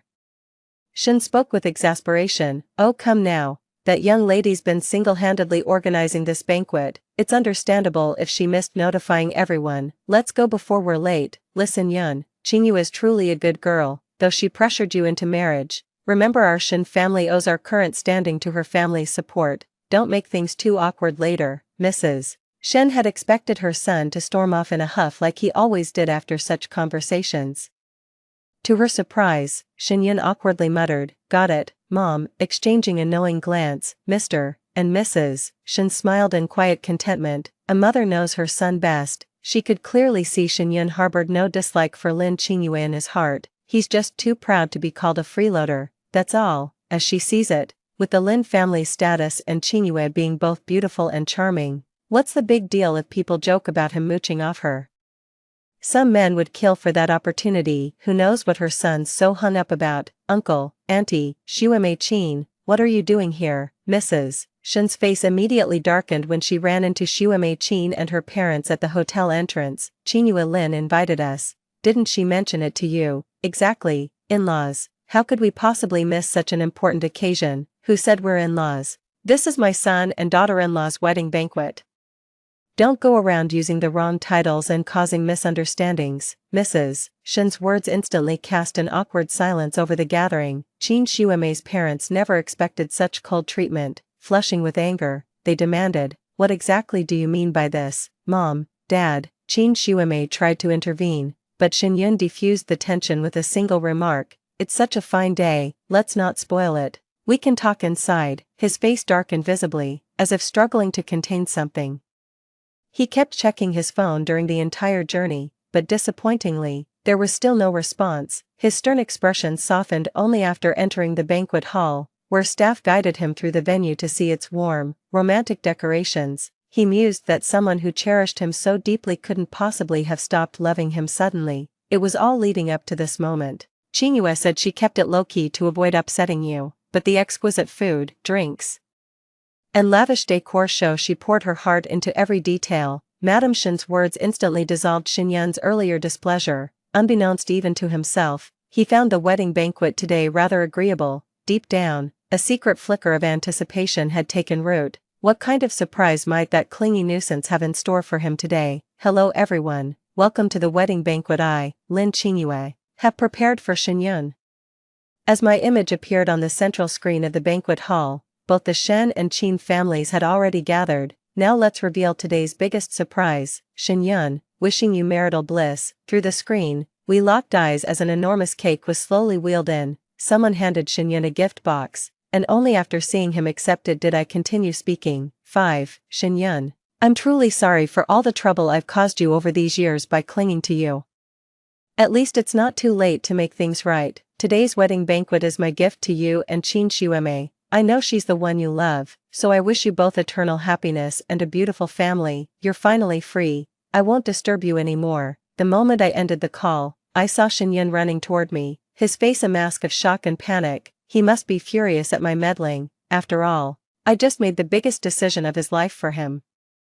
Even if he resents me, I won't regret it. In his heart, Qin Xuemei is beautiful and kind. How could he bear the regret of not marrying such a wonderful woman he loves so deeply? Tossing the remote and snapping the SIM card, I turned to Qi Xingzhou. Let's go abroad to heal, not from heartbreak, but soul weariness. I needed proper rest to regain the strength to start anew. Qi Xingzhou indulged my every whim, and that overseas trip stretched into 3 years. 3 years later, I returned as a business tycoon, dominating the financial world with no equal. In my past life, I did sense the Lin family was being set up, but by the time I realized it, it was too late to turn the tide. Darling, trying to run away from me again, I should just lock you up. I'd just settled into my plane seat when a creepy voice sounded beside me. I massaged my temples in exasperation. Qi Xingzhou, have you no self-respect? A grown man clinging to a woman all day, how pathetic is that? Humph. The doctor said my stomach's weak. I'm meant to be a kept man, you know that perfectly well, sis. As he spoke, he deployed his usual trump card, puppy dog eyes brimming with manufactured misery. Are you tired of me? Planning to run back to your ex? I heard they've been searching for you like mad these past 3 years, rain or shine. Tell me, are you leaving me for them? I yanked his ear. I haven't even confronted you about all those secrets you kept, and here you are playing the victim. Ow, darling, I'm sorry, ease up. Hearing his whimper, I hugged him with tearful eyes. You fool, hearts aren't made of stone. Why didn't you tell me your last life ended because you stopped Qin Xuemei from destroying the Lin family, at the cost of your own? No wonder his assistant said he woke up one day and immediately had someone investigate Qin Xuemei, then rushed back to the country in a frenzy. Turns out in our past lives, after returning, he saw I'd already married Shenyun and chose to stay out of sight. He'd been quietly watching over me from the shadows all along, only stepping in when those incidents occurred. That team called Moonkeepers, they were his people too. He discovered Qin Xuemei was secretly conspiring with the Lin family's sworn enemies to bring them down. After being exposed, he became a hunted man. The Qi family had no domestic power base to protect him, with their enemies alerted and closing in from all sides. He chose mutual destruction with Qin Shuime as his final act. Darling, please don't cry, it breaks my heart, serves you right for not speaking up. I thought you were mad at me, that night when I was drunk. I didn't mean to, I know. I was the one who initiated things that day. Honey, you can hit me or yell at me, just don't give me the silent treatment, okay? What? Chi Hangzhou finally caught on, gazing at me with those dewy eyes. Utterly innocent, for 3 years. He'd been seducing me with these very tricks, until I finally caved. Forget it if you didn't hear me, pretend I said nothing. Chi Hangzhou, what are you? Let go, never letting go, not in this lifetime. My wife finally loves me. I'm the luckiest man alive. Who said I love you? I just felt bad seeing you cry like that, so I gave you a little comfort. The love-struck pup couldn't care less. For a bite of meat, crying was nothing. He'd go even further if needed. Right after landing, we bumped into an acquaintance at the airport. After years apart, Shenyun had grown more composed and reserved, yet remained just as striking. Honey, you've been staring at that guy for ages. Aren't you worried I might get jealous? As an arm snaked around her waist, the bristling puppy began marking his territory. Stop fooling around, you're yelling at me. I'm calling mom right now to tell her you're bullying me. Have you forgotten the Lin family motto? Chu Xingzhou. Alright honey, let's hurry home, I'm starving and craving mom's cooking. She said she made all your favorites. His endless chatter in my ear gave me a splitting headache, leaving no room to mind anyone else. 6. Let's go home already, you're so loud. As I pulled him past Shenyun, he grabbed my wrist. What are you doing? She's my wife, Lin Qingyue. Shenyun ignored Qi Xingzhou's outburst, looking at me with a mix of anger, urgency, and hurt. Don't you have anything to say to me? I looked at him calmly. Didn't we settle this 3 years ago? What else is there to say? That was your unilateral decision. Did you ever consider how I felt? Shenyun actually started crying by the end of his words, and Qi Xingzhou nearly lost his temper again upon seeing his tears. I held him down firmly and said to Shenyun, Lin Qingyue never regrets her choices, except for loving you. You're the one who said you wished we'd never met. Shenyun, I'm just granting your wish. I didn't, those aren't my words. Even if you haven't said it now, the day will come when you'll say it out of sheer disgust. Cutting our losses now is best for both of us. No, that's not it. Honey, how much longer are you going to chat with this guy? Hurry home before our son starves. I guiltily swatted away the hand on my belly and walked forward, wondering how he knew I was pregnant. Is it that obvious? The 2 men behind me exchanged a silent glance, with the feisty younger one ultimately gaining the upper hand. Upon returning to China, the Lin family acquired their rival Hua family's company with absolute dominance. In my past life, Qin Shuime was sent by the Hua family to sabotage me, colluding with the mole and the Lin group to bring down the Lin family. After years apart without me as her foil, Qin Shuime has long been reduced to a discarded pawn. Rumor has it she still refuses to divorce Shenyun, since he's now one of Yunqing's rising elites, her last remaining lifeline. But Shenyun no longer defends her like in our previous lives. His obsession has now shifted to me. The only pity is, with the Qi and Lin families watching over me, I'm protected tighter than Fort Knox. Anyone I don't wish to see won't lay eyes on me again till the day I die. Until Shenyun went berserk, posting desperate pleas online begging to meet me. Before going, I had no idea he'd been dreaming about our past lives.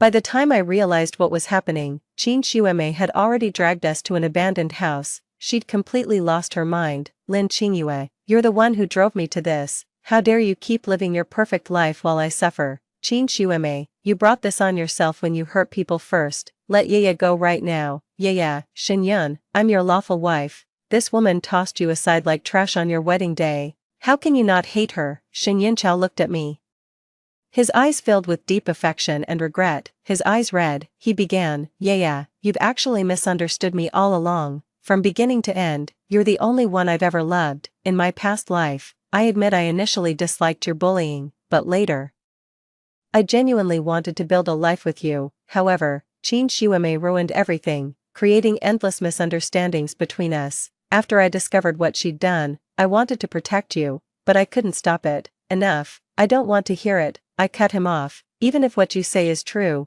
the one who hurt me the most is you. You claim to love me, yet all I've ever felt from you is coldness and contempt. You enabled her to hurt me and showered her with all your affection. Is this what you call love? No, that's not how it is. Yeah, I was blinded, I didn't realize. It doesn't matter anymore. You said if life could restart, we'd pretend we never met. I hope you'll keep your word. Yeah, can't you? Just give me one more chance. I truly know I was wrong. After you vanished from the wedding that day, I finally saw how terribly mistaken I'd been. Haven't you said enough?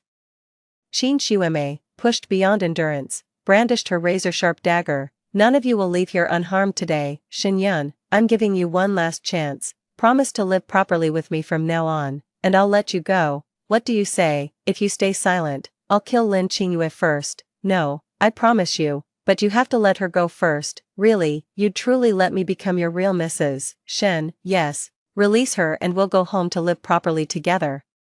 Qin Shueme seemed swayed by his words and began walking toward me. Just as the blade was about to sever the rope, she abruptly changed direction, descending into complete madness. Ha, Shin Yun, do you really think I'm stupid? You capitalists are experts at kicking the ladder after climbing up. You all deserve to die, especially you, Lin Qingyue. With those words, she lunged straight for my heart with the dagger. Shin Yun's eyes bulged with fury as he broke free from the ropes.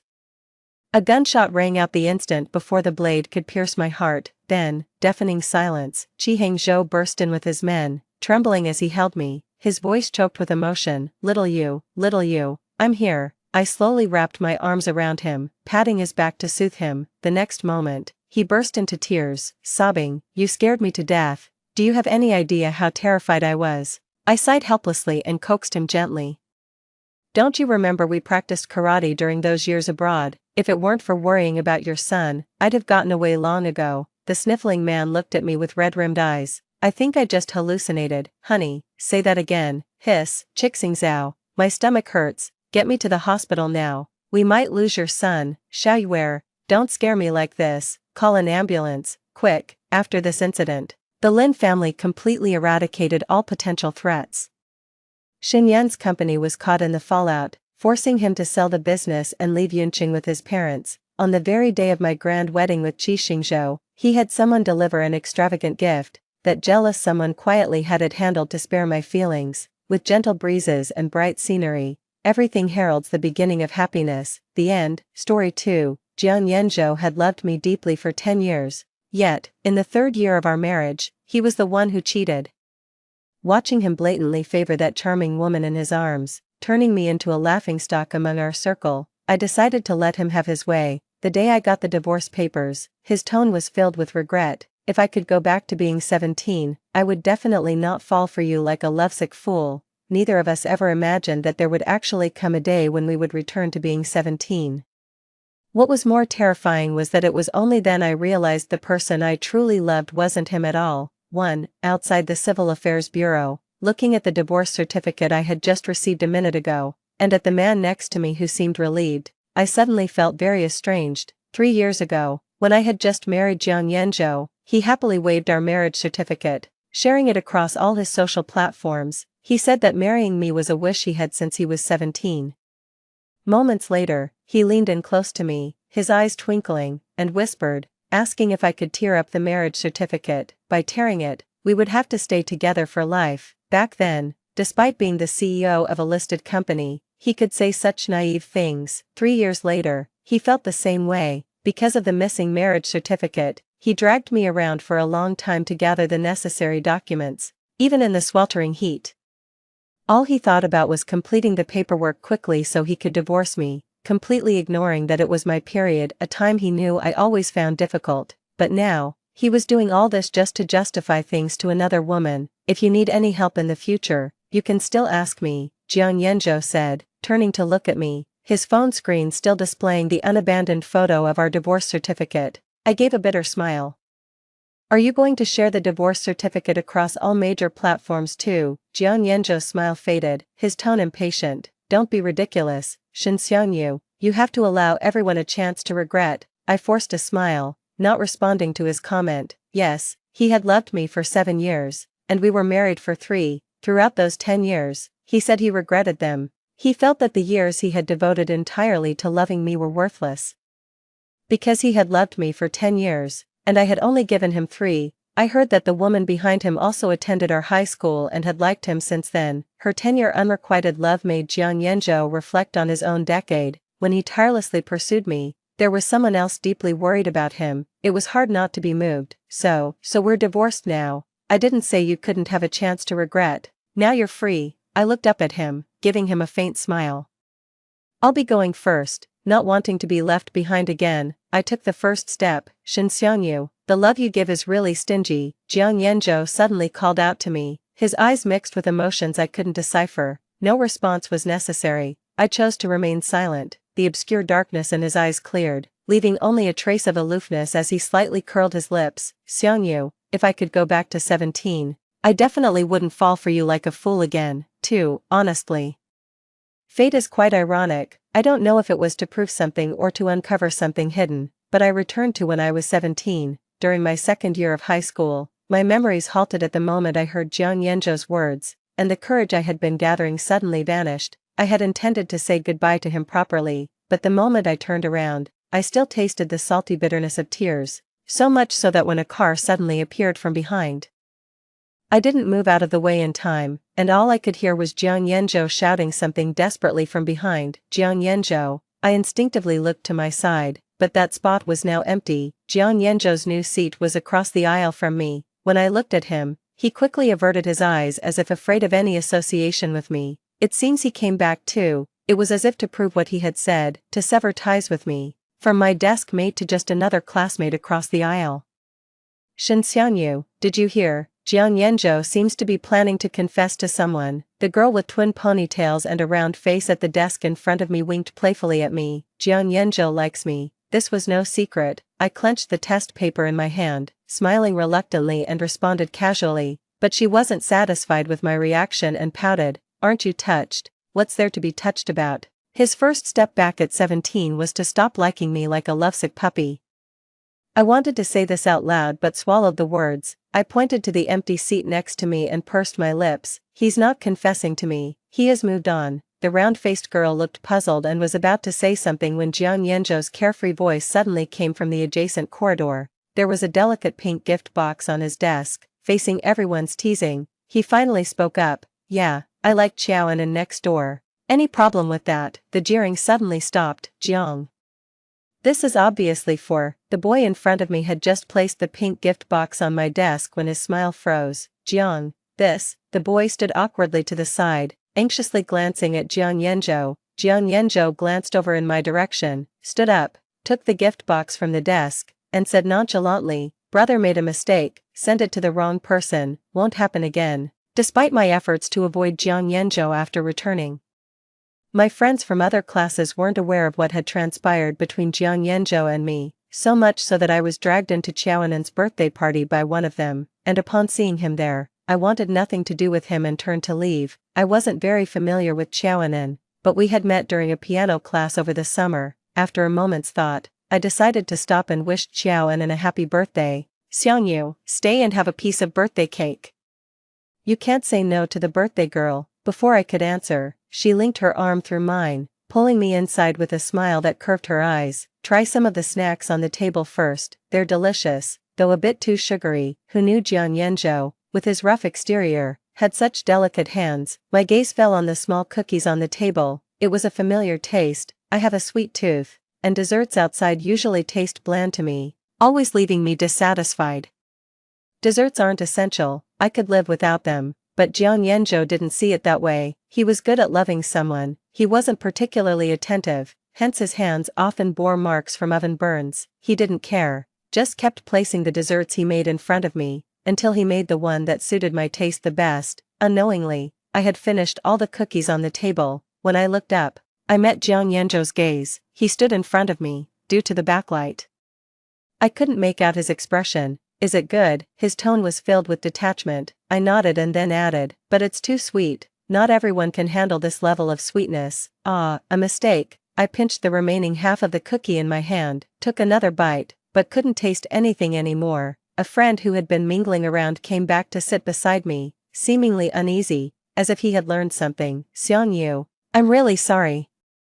I didn't know about the situation between you two. Xiaonan is a new friend of mine. I thought bringing you along would liven things up. I shook my head and forced a smile. It doesn't matter, Jiang Yanzhou and I aren't together, and I don't even like him, so it's not a big deal. 17-year-old Shen Xiangyu didn't like Jiang Yanzhou, but with the memories from 10 years later, honestly, I couldn't let go that easily. I picked up the cake that Xiaonan had just shared, buried my head in eating it, blocking any further inquiries from my friend. The lights in the room flickered, casting shadows over the bustling scene opposite us. I felt a moment of dizziness, my chest felt tight and panicky. Just as I stepped onto the balcony, I saw Jiang Yanzhou embracing Xiaonan, his face full of tenderness. "Anan, I didn't realize before how much you liked me and how hard it was for you. That won't be the case anymore." He was embarking on a new decade, this decade.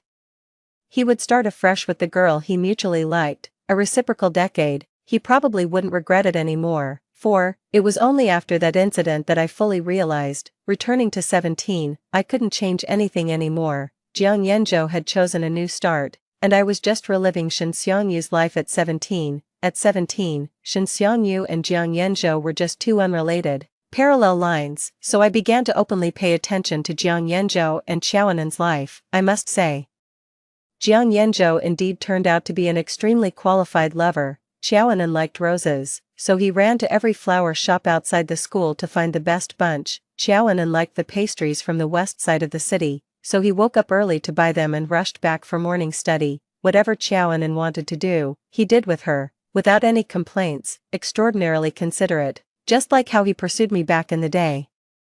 Watching the two of them supporting each other across from me, I was momentarily mesmerized. "Xiangyu, what are you thinking about?" The class monitor waved a hand in front of my eyes, worry filling his gaze. "Why do you seem so distracted lately? Haven't you been resting well?" I shook my head, glanced at the rising sun, and changed the subject. "Let's leave early, it's going to get hotter later." This was a class-organized outing, a biannual event, and this time we had chosen hiking.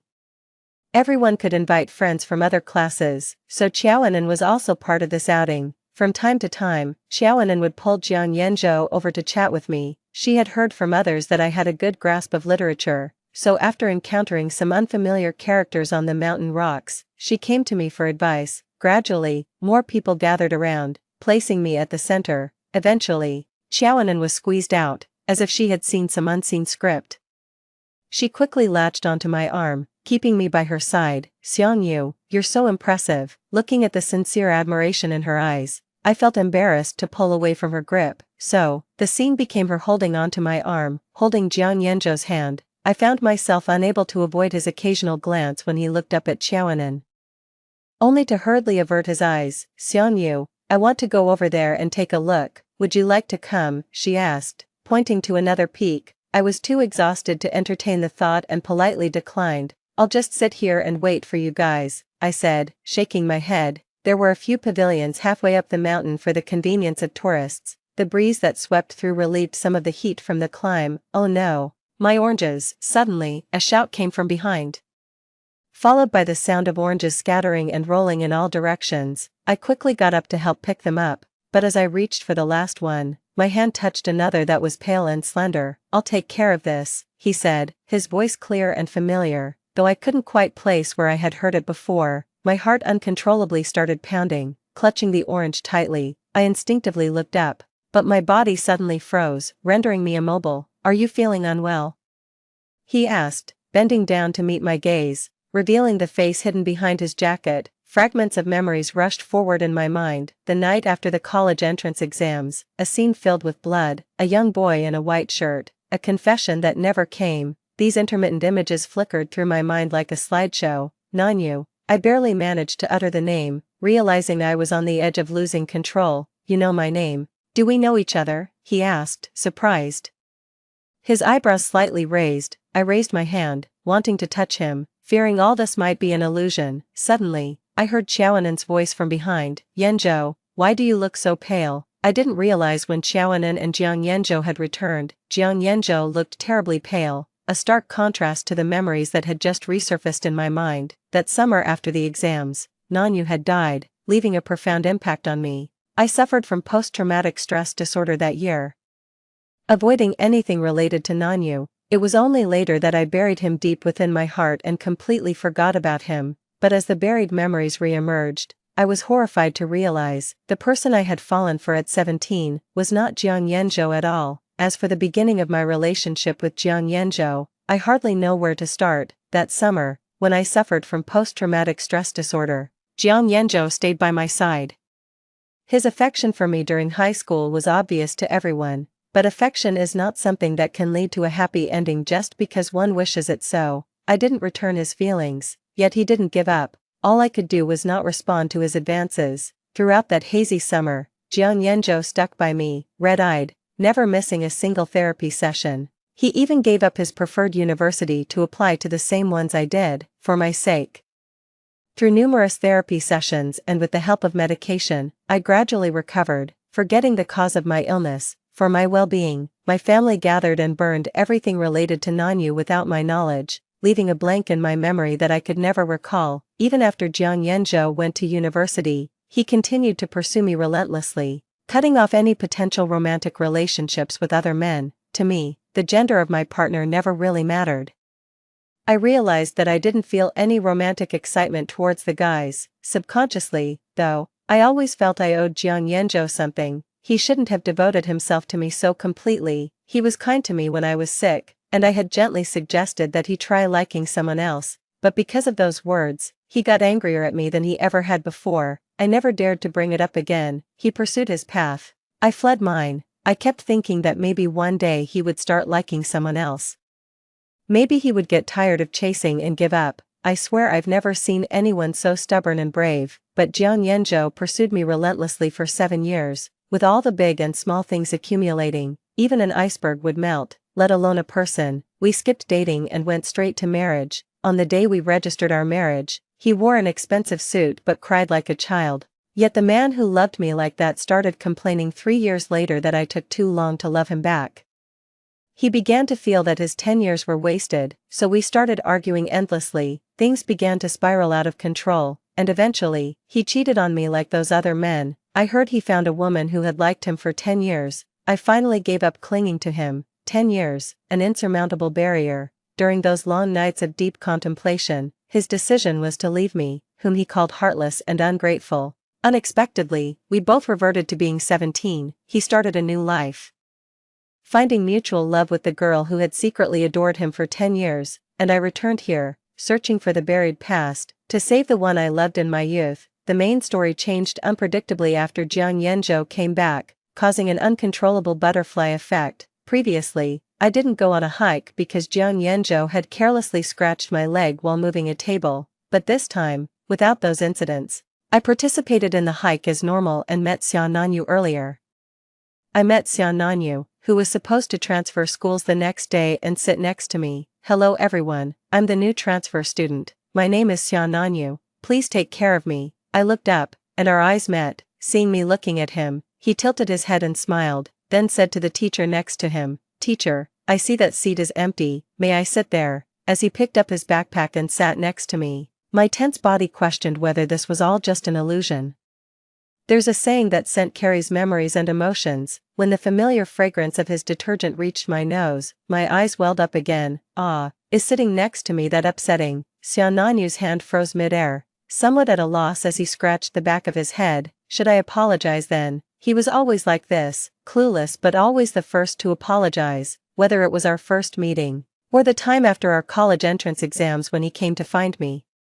He arrived early just because I did, always ready to appease me, even though he had promised to bring me lotus seed pastries that day, but I never saw him, nor did I get the pastries. A deep sadness intertwined within me almost buried me. I was distracted for the entire class. What broke my reverie was Xiao Nanyu placing a few peach-flavored candies on my desk. "I'm sorry, I don't know why you're so upset, but I heard eating sweets can lift your spirits." He pointed at the candies on the desk, his smile revealing his fangs. All day, I couldn't prepare myself emotionally. I wasn't sure how to start a conversation with him. It wasn't until the hygiene monitor reminded me to clean up in the evening that I remembered it was my turn for duty today.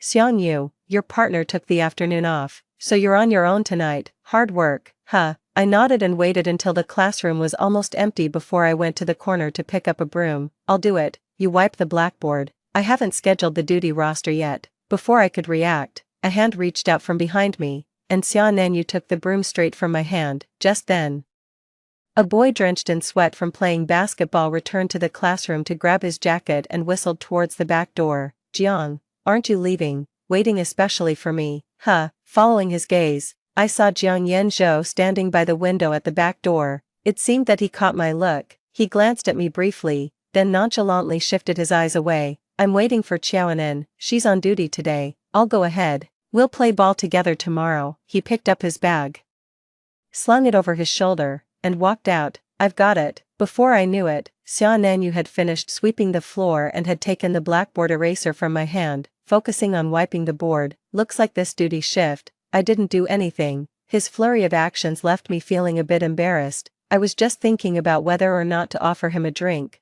but he beat me to it, his harmless face suddenly close, his cheeky smile barely hiding his dimples. Shen, has anyone told you?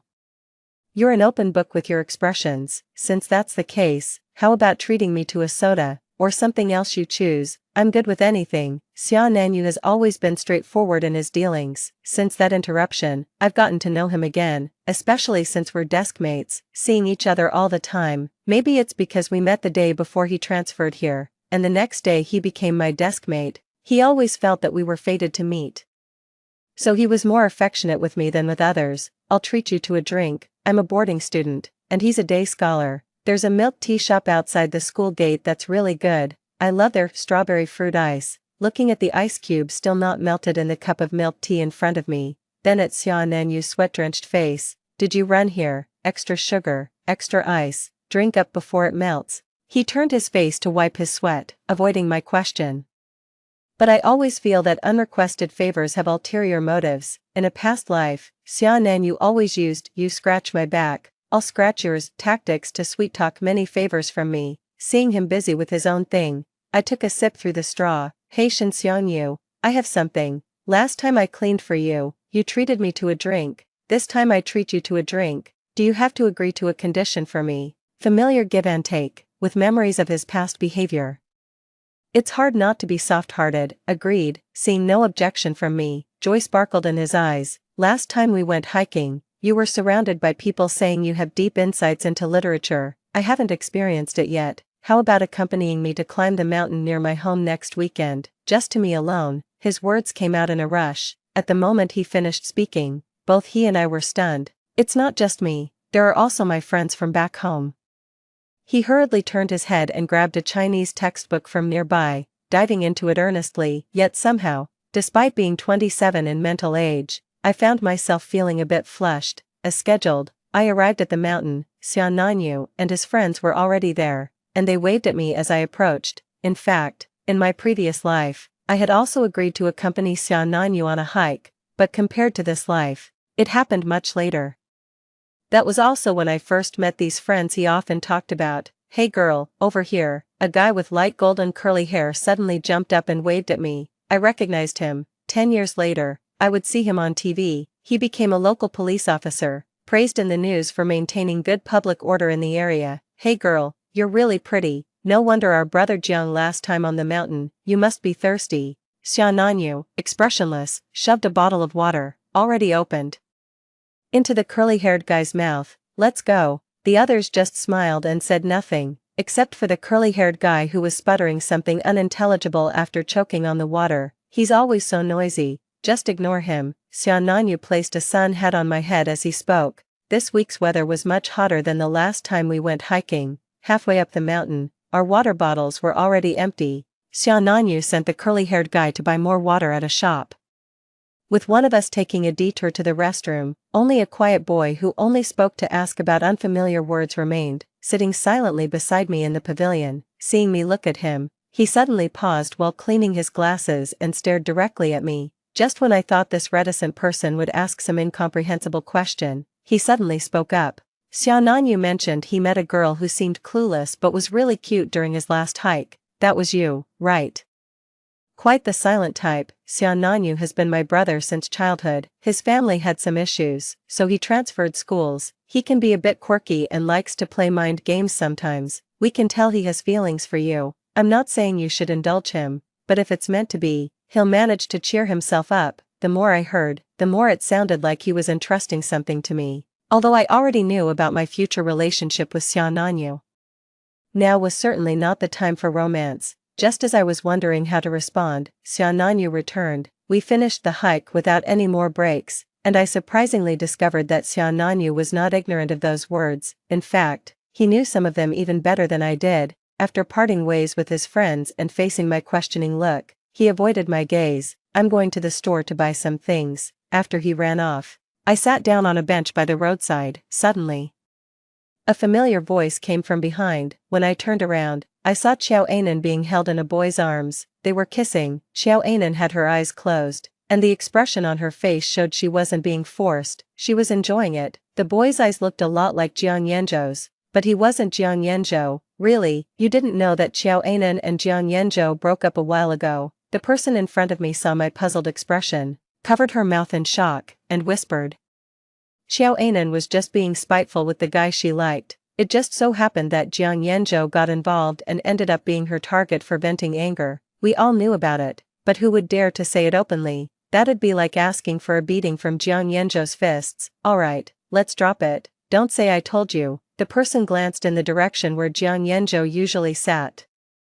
And seeing that he wasn't there, she turned back around, relieved. At this moment, I couldn't quite decipher my feelings. It wasn't until I ran into Jiang Yanzhou again at the staircase corner. Due to Xiaonanyu's appearance, I hadn't paid attention to anything else recently. Jiang Yanzhou looked considerably worn out. As he passed by me, his hoarse voice called out my name. Xiangyu. I regret it again, feel like laughing. Do you want to laugh at him thinking he had started a precious new relationship, only to end up playing the fool? I opened my mouth, but no words came out. I just felt sad, mixed with a slight gratitude towards him. If we hadn't reached that point, I might have been trapped with Jiang Yanzhou in that twisted love, tormenting each other till old age. There was no way I could turn back to 17 again. I would have completely forgotten Xiaonanyu.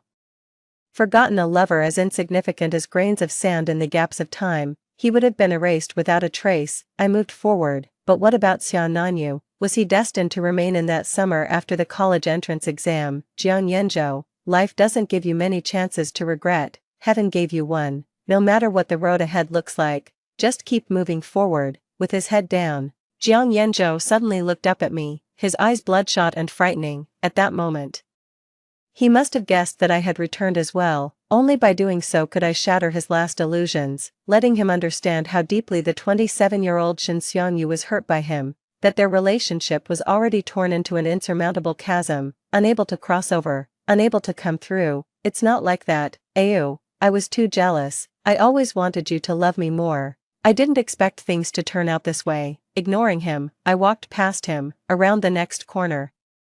I thought I heard his crying. I think the 27-year-old Jiang Yanzhou finally realized that he had misused his love back then, a love even more intense than when he was 17, but repeatedly made mistakes, to the point of no return. That, perhaps, was the best revenge on himself. After the college entrance exam, I plunged into panic again. In my previous life, Xiaonanyu died on the night he was supposed to confess to me, before the last college entrance exam.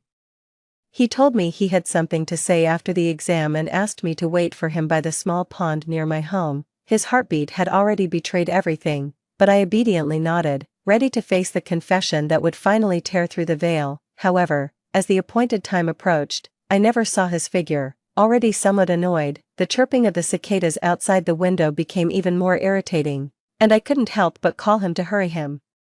But I didn't expect that it would be the first time I lost my temper at him, and also his last time soothing me. He had planned to buy some oranges from an old lady's roadside stall, but unexpectedly, he encountered a robber threatening her with a knife and decided to intervene, only for the robber to actually stab him. The knife went deep. Lying on the ground, Xiaonanyu's body was still twitching uncontrollably, like a dying fish.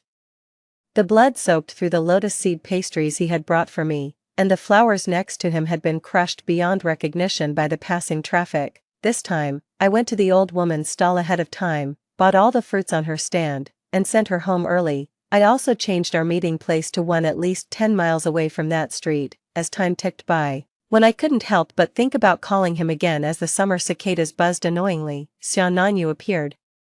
The days in summer are long. The setting sun behind him cast a halo around him, blurring his figure, making me squint to see him. until he walked up to me, pulled out the bouquet hidden behind him, and smiled. Looks like someone was getting a bit anxious. I walked around 2 blocks just to pick the peonies you like, but it's still my fault. I need to make it up to you properly, right, my girlfriend? I enrolled at the same university as Xiaonanyu. From then on, Xiaonanyu embarked on his new college life, and I, finally holding the hand of the one I loved, filled the void in my heart and started my own college journey. But for some reason, Jiang Yanzhou also applied to my school. There were better schools he could have chosen for his major. In our past life, he came to this school because of me, but what about this life? Setting aside all other reasons, it only meant that he was stuck in place, unwilling to move forward. However, he never disturbed me.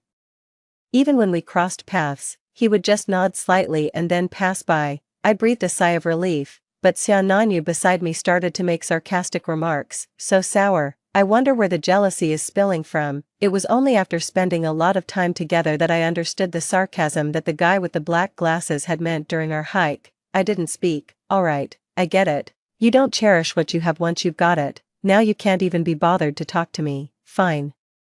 Fine, I guess you need to give me some cold treatment to cool me down. As his words grew more absurd, I, almost like a thief, looked around and leaned in to kiss him. Then, both of us fell silent. I'd just been reading too many novels lately. Everything seemed to be proceeding by the book, but for some reason, I started feeling anxious again recently, especially this time, after watching a movie with Xiaonanyu. When we saw a long line at a pastry shop because their lotus seed pastries were selling well, and he ran to line up, my panic peaked. Ever since I returned to being 17, I had never mentioned lotus seed pastries again, so when he suddenly brought it up, I didn't react at first. I just heard him telling me to wait there, and then he ran off. Watching his figure getting farther from me, I suddenly felt like he wouldn't come back. I hurried after him, but perhaps out of excessive fear. My limbs involuntarily softened, tears uncontrollably welled up. Just then, Xiangyu, what's wrong? Jiang Yanzhou appeared out of nowhere, and seeing him was like seeing a lifeline. I grabbed his arm and gasped for air. Can you find Xiaonanyu for me? He went to that pastry shop ahead to look for Xiaonanyu. My heart was suspended mid-air, my chest kept spasming, and even breathing became difficult as my vision filled with an overwhelming red. Don't worry, I'll go now. Jiang Yanzhou, alarmed by my state, helped me to a roadside seat, then ran towards the shop. My heart was still hanging. A distant scream suddenly pushed my heart to my throat. Someone shouted, "Someone's dead," and the crowd instantly stirred. My vision suddenly twisted, as if the world had crumbled into a ball of paper, and I suddenly couldn't breathe. The next second, I was engulfed in darkness. "Ayu, Ayu," someone was calling me urgently. When I opened my eyes, the first thing I saw were Jiang Yanzhou's bloodshot eyes. There was a loud crash in my heart, and a string in my mind snapped. "Ayu, Xiaonanyu is not dead. Don't worry." Just a second before I could break down, Jiang Yanzhou spoke first. "He's okay. Ayu, can you give me some time? I'm begging you." For some reason, there was an indissoluble sadness in Jiang Yanzhou's eyes. It was as if he would disappear into thin air the next second. At that moment, I swallowed the words of refusal. "Ayu, in those 3 years we were married, did you ever love me? Not as a substitute for Xiaonanyu." He emphasized the word substitute, but at that time, I had completely forgotten about Xiaonanyu, so how could there be talk of a substitute? Jiang Yanzhou, after the treatment in my previous life, I never remembered Xiaonanyu. It wasn't about being a substitute, not at all. Suddenly, Jiang Yanzhou collapsed into a chair, tears seeping through his palms and winding down his arms. "But why did you accept my confession when I gave you a scrapbook? I've given you homemade cookies, carefully selected bouquets, concert tickets of your favorite stars, fireworks prepared for you on New Year's Eve, so much. So why did you accept my confession when I gave you that scrapbook?" The scrapbook. Suddenly, I remembered that Xiaonanyu had also given me a handmade scrapbook before our college entrance exams. Jiang Yanzhou's affection finally got a response. But he mistakenly thought that I had subconsciously remembered Xiaonanyu, and that's why I accepted his confession. All these misunderstandings, unsaid, made one feel helpless. "Ayu, I can't move forward anymore." He suddenly stood up, gently covering my eyelashes with his hand, uncontrollably trembling. I heard him suppressing his sorrow, using the last of his gentleness. "Ayu, it's time for you to wake up." 14. Xiaonanyu. When I opened my eyes again, I realized that everything was just a dream. "Xiangyu, you're awake." Xiaonanyu hurried over to help me. but quicker than his hands was the redness in his eyes. "I shouldn't have left you alone to buy the lotus seed pastries. It was my mistake." Seeing him about to apologize again, I playfully pinched his hand. It was a real touch. Xiao Nanyu had survived. The accident we avoided after the college entrance exam had replayed now. I heard that the criminal had been caught by the police, however, thinking of that bizarre yet real dream. A bad premonition welled up inside me. Did Jiang Yanzhou die? Xiao Nanyu glanced at me, then turned away, speaking with difficulty. The criminal was targeting me. I didn't notice him approaching from behind until it was too late. He had already struck, and Jiang Yanzhou. So even though Jiang Yanzhou came back and changed what had happened, triggering countless inexplicable butterfly effects, the main storyline never changed. This time, Jiang Yanzhou was left behind. He took the hit meant for Xiao Nanyu. No wonder he kept telling me he couldn't move forward. He wanted me to be happy this time. I think this time, I can definitely fulfill his wish. 15. I had only fainted and was not seriously harmed, so I was discharged from the hospital after 3 days, but Xiao Nanyu, ever cautious, was overly protective, treating me like an ancestor. "Take it easy." Watching him bustling behind me, a mischievous thought suddenly crossed my mind. I winked at him teasingly and joked. "Are you that worried about me? What if I fainted in the dorm and my roommates weren't there? You know what, Nanyu, why don't we just move in together?" I was only half serious, but he fell silent again, his ears and neck flushing red. Oops, he took it seriously again. We didn't end up living together in university, but right after graduation, we started living together without declaring it openly. Being adults, our needs were quite significant. Especially since I got back the love I thought I had lost, I only learned to cherish it more, particularly in being overly enthusiastic in certain aspects. Like now, he held onto his pants tightly, guarding his belt, watching me with a wary expression. "What are you doing? It's already over. Besides, I have to go to work now." Seeing that I was upset, he would come over, kiss me tenderly and say, "Be good. Wait for me tonight." His work hours were unstable, so sometimes I would get so bored that I'd turn the house upside down. Unexpectedly, I actually found something. Xiao Xiaogo's diary, 2002, 8:30. Climbing a mountain, I met a girl with a cute tuft of hair sticking out on her head, irresistibly cute. I couldn't help but keep staring at her. Later, at the pavilion halfway up the mountain while helping others pick oranges, I met her again. I am a materialist, but when she called out my name, I actually felt that it must be fate destined by the heavens. I vaguely remember that in his previous life, he also had the habit of keeping a diary. When his diary accidentally fell to the ground, and I picked it up for him, the wind just happened to flip to that page. "Moved to a new school, feels so boring here, except for my new deskmate. Her tuft of hair is super cute. I really want to be her friend, maybe even more than just friends." Back to being 27 years old, beep beep beep, amidst the noise. I opened my eyes only to see the life monitor of Jiang Yanzhou next door emitting a frantic alarm sound, then flatlining. He was gone. The last memory I had was of a disturbance in the crowd, people shouting about a dead person, and then, I returned here and opened my eyes. According to the doctors, we had been in a coma for 3 months and were at risk of becoming vegetative at any time, but now, I am awake. Jiang Yanzhou didn't make it. At his funeral, Qiao Anan also came. "I'm sorry." She looked pale, pulling a faint smile at me. "If it weren't for me, you two wouldn't have reached the point of divorce, nor would such a painful event have happened. Condolences." But I knew, with or without her, Jiang Yanzhou and I would have reached this point. Too many bombs were already buried in Jiang Yanzhou's heart, and the misunderstandings about me were growing, not something that could be explained in a few words. Between him and me, it was a dead end from the start.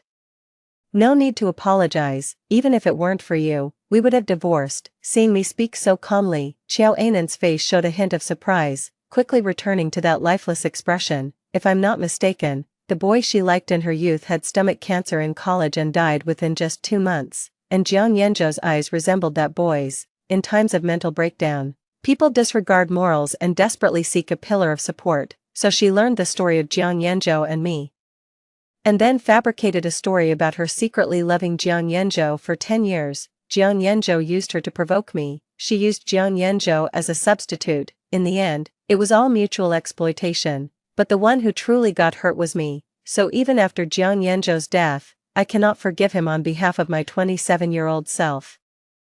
Xiaonan placed a bunch of chrysanthemums down and whispered condolences to me before she turned and walked away. Honestly, I don't feel much emotional turmoil right now. It's because returning to when I was 17 feels too real to be false. If that's the case, then the one who died there was Jiang Yanzhou, and Xian Nanyu. I dare not think further. Life goes on as usual. I occasionally go to the west of the city to buy newly released pastries, intentionally avoiding lotus seed paste pastries. I also scramble for concert tickets online like other college students, just to see the singers I loved in my younger years, but amidst the bustling crowds, my loneliness becomes even more profound. I miss Xian Nanyu so much. I don't even know if he survived in the end. If he did, where might he be now? Does he still remember me? Grandma, these oranges smell wonderful. I'll take 2 kilograms. Coincidentally, I ran into the same old lady from when I was 17, over the past decade. Her hair has turned silver, but she remains robust. I think she recognized me. She secretly slipped a couple more oranges into my bag, carrying the bag while walking home. A disaster occurred. The bag broke. What's worse, it was on a downhill slope. Watching the oranges roll away, I hurriedly ran after them. Just as I picked up the last orange, the back of my hand brushed against something cool. It was a pale, slender hand. Scent is a carrier of feelings and memories. The familiar fragrance of Shenlong laundry detergent flooded into my nostrils again. I couldn't believe it as I lifted my head, only to meet his gaze, deep like a pool of water. He paused for a moment, then squinted and smiled at me, his dimples faintly visible. Sorry, I don't mean to hit on you, but I can't help feeling, ma'am, have we met somewhere before? Story 3, in my past life, I accidentally fell into water. After Gu Yannan gave me CPR, he was forced to marry me to take responsibility. That's why he grew to despise me, though he never wanted to marry me. He suddenly agreed. Decades later during a hospital interview, he wrote, meeting someone too extraordinary in youth dooms a lifetime of regret. Only then did I realize his heart had always belonged to our junior sister. His agreement to marry me was just spite toward her. Reborn, I severed every thread connecting us. When I came to, I spoke up first. Comrade Gu was kind enough to save me, but I won't hold him responsible. 1. Waking up, I found myself lying in bed staring at a white ceiling, the sharp smell of disinfectant hanging in the air. The sound of an argument reached my ears. You've taken advantage of my daughter. How's she supposed to marry anyone now? You must take responsibility and marry her. Gu Yannan stood in the corner wearing a white lab coat, his tall, straight figure and handsome face impossible to miss, with his striking looks, educated parents, and prestigious career. He was the most sought-after bachelor in the entire compound. There wasn't a single girl who didn't have a crush on him growing up. When I realized I'd returned to my 22-year-old self, tears of joy streamed down my face. Gu Yannan and I grew up in the same compound. Since my father had helped raise his family arranged a childhood betrothal between us out of gratitude. My eyes fluttered open, still damp at the corners, as I called out hoarsely, Mom. Gu Yannan noticed the tears at the corner of my eye and let out a cold laugh. Auntie, when I performed CPR on Xia Yao, I wasn't trying to take advantage of her. I don't have feelings for Xia Yao either. There's nothing romantic between us. Mother looked at me with pity in her eyes. In these times, physical contact between men and women is a sensitive matter. Mother only pressured Gu Yannan to marry me because she feared it would damage my reputation. I straightened up and said. Meeting Gu Yannan's indifferent gaze, Comrade Gu was kind enough to save me. I won't hold him responsible. As the words hung in the air, Gu Yannan's eyes flickered with momentary surprise before regaining their usual composure. 2. In my past life, Gu Yannan was the most outstanding young man in our compound, secretly infatuated with him and bound by our childhood betrothal. I naturally hoped this incident would lead to our marriage. After rescuing me from drowning with mouth-to-mouth resuscitation, both sets of parents pressured him into marrying me. He had been firmly refusing all along, and truth be told, I never wanted to force him either. Just as both families were negotiating the annulment, he suddenly agreed to marry me. We married shortly after. On the second day of our marriage, while delivering lunch to Gu Yannan at the hospital, I encountered a violent patient brandishing a knife. When the blade swung toward Gu Yannan's hand, I threw myself in front of him. The sight of blood on the floor made my mind go blank. I'd lost a finger. Later, he continued working at the hospital while I stayed home during my pregnancy. As he got promoted, I followed along with his job transfers. Gu Yannan was never particularly kind nor cold to me. We just seemed perpetually stuck, unable to take our relationship any further. when our child turned 1. He was supposed to be promoted to a top-tier hospital, but instead volunteered for medical aid in Tibet. From then on, I raised our son alone, not seeing Gu Yannan for 3 years. Beyond sending money occasionally, he completely vanished. I've nearly forgotten what he looks like. When my son was 10, I lugged all our luggage alone and traveled all the way to Tibet with him to find his father. When I reached his workplace, I introduced myself. "Hello, I'm Dr. Gu's wife. I brought our son to see him." The man lifted his eyelids and gave me a once-over before saying, "Humph, which one of Dr. Gu's admirers are you?" "Dr. Gu does have children, but just one daughter." I froze on the spot. After bringing my child and making numerous inquiries, I finally learned that Gu Yannan came to Tibet because his junior colleague had been transferred there. Back then, he gave up his prestigious position at a top-tier hospital, trading a promising future just for the chance to work alongside his first love. But we were about to call off the engagement. It was his own choice to marry me. Before signing the marriage certificate, I asked him repeatedly, "Do you truly want to marry me?" He always replied, That's what gave me the confidence to register our marriage. The high altitude in Tibet often causes oxygen deprivation. The very next day, my son developed a high fever from altitude sickness. I spent the night at the hospital and called Gu Yannan from a public phone booth. Gu Yannan said, "Xia Yao, it's the middle of the night. Can you please stop this? I'm in Tibet, not Beiping. There's no way I can make it to you." My son was crying for me, and the nurse called me over. I had to hang up without another word. After staying up all night caring for my son, I ran into Gu Yannan at the cafeteria while getting food. The woman said something that brought a faint smile to his face. It was a smile I'd never seen before. When our son was born, he smiled too, but just briefly, not a joyful smile, rather one of relief. This woman must be Liang Xia, his junior fellow apprentice. Liang Xia took her seat while Gu Yannan brought over 2 meal trays. I didn't even have time to stop and confront him about why he lied to me. Rushed back to the ward to care for my sick son. The nurses administering my son's 4 were chatting. "Dr. Gu and Dr. Liang make such a perfect couple. Dr. Gu picks up their daughter every day, giving Dr. Liang free time to hang out with friends. What a shame someone as handsome as Dr. Gu married Dr. Liang so young." Watching my son lying in the hospital bed with high fever, my heart ached with sorrow. When fetching water, I saw Gu Yannan bringing Liang Xia's daughter back to the office. All these years, I've raised our child alone. When our kid needed parenting the most, he went off to Tibet for work, leaving me stranded in Beijing. Yet here he is, playing nanny for someone else's child. I stepped into his office. "Gu Yannan." He looked up at me with furrowed brows. "What are you doing here? Why did you come here?" He visited his son in the hospital ward, but the boy didn't even recognize him, just kept calling out, "Uncle." But the little girl beside him called out sweetly, "Daddy, who's he?"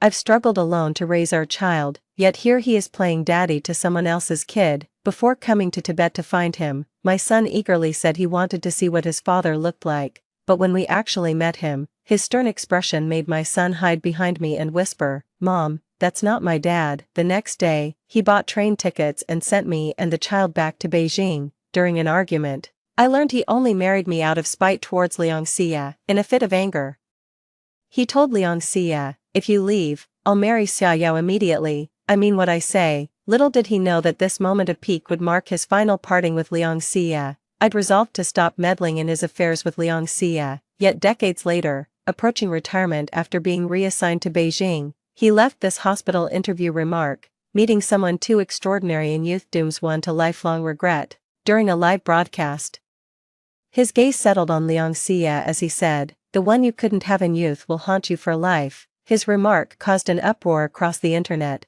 Netizens exposed my identity as his wife, along with the real reason behind our marriage. Though he married me out of spite towards Liang Xia, the narrative twisted into me forcing him into marriage through relentless pursuit. It wasn't until later that I discovered the person causing the hospital disturbance wasn't his patient, but Liang Xia's husband. Her husband believed Liang Xia and Gu Yannan had cuckolded him, yet I was the one who ended up disabled because of it. Under the relentless waves of cyberbullying, I eventually succumbed and passed away during an illness. On my deathbed, my deepest regret was never divorcing Gu Yannan. Thank heavens, I've been given a second chance at life. This time, I won't make the same foolish mistakes. 3. As Gu Yannan left my hospital room, Mom held my hand and gently touched my forehead. No fever, right? You used to be so fond of him, and you even got engaged to him. I looked at my mother firmly and said, Mom, that's all in the past now. Besides, both Gu Yannan and I have grown up. Childhood betrothals hardly count anymore. At our age, we should be free to choose our own partners. Besides, he already has someone he likes. Mother's eyes filled with concern. But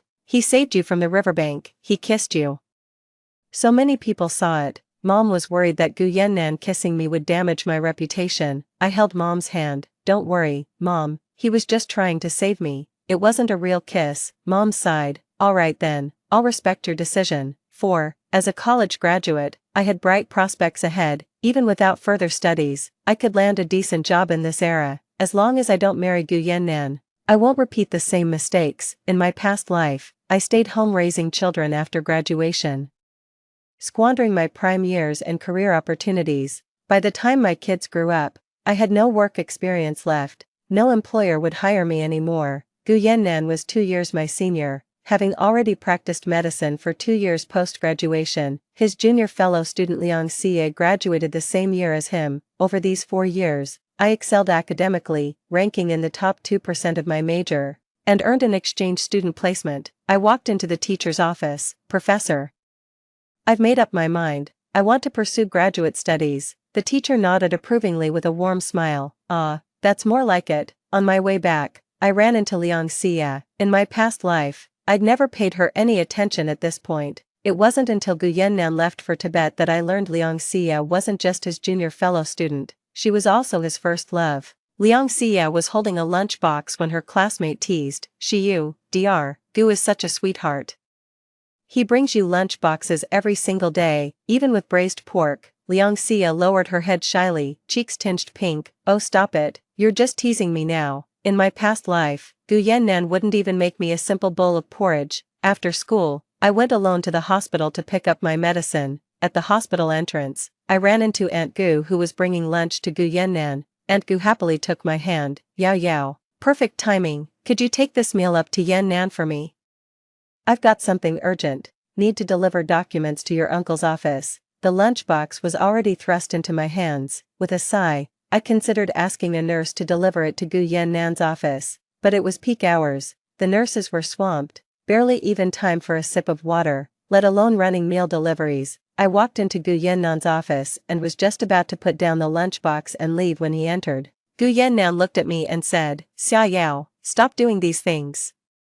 I don't like you. I paused for a moment, then nodded. This isn't from me. Aunt Gu asked me to bring it to you. He didn't seem convinced, his face expressionless as he kept his hands in his pockets. Then without hesitation, he tossed the lunchbox into the trash right in front of me. With a thud, the container split open, spilling its contents into the trash bin. I froze momentarily before raising my eyes to meet his gaze. His eyes held nothing but detached indifference. Xia Yao, I saved you because I'm a doctor, simply fulfilling my professional duty. I don't have feelings for you. I gave a slight nod. I know. 5. When I returned home for the weekend, the house was packed with people. Gu Yannan looked even more refined and handsome in his white shirt as he took a delicate sip of tea.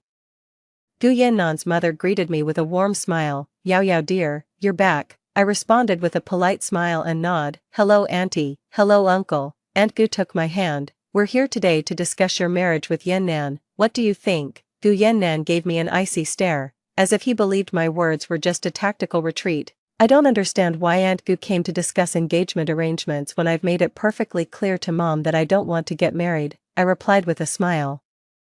Auntie, I won't be marrying Gu Yannan. Aunt Gu gave an awkward chuckle. Yao Yao, we've heard about what happened between you and Yannan. What incident? Alarm bells rang in my head as I quickly explained. Auntie, it's not what you think. Gu Yannan didn't do anything wrong. What he did back then wasn't that, he was actually saving me. Aunt Gu froze for a moment. A flicker of surprise crossed Gu Yannan's face as he turned to look at me, given how infatuated I used to be with him.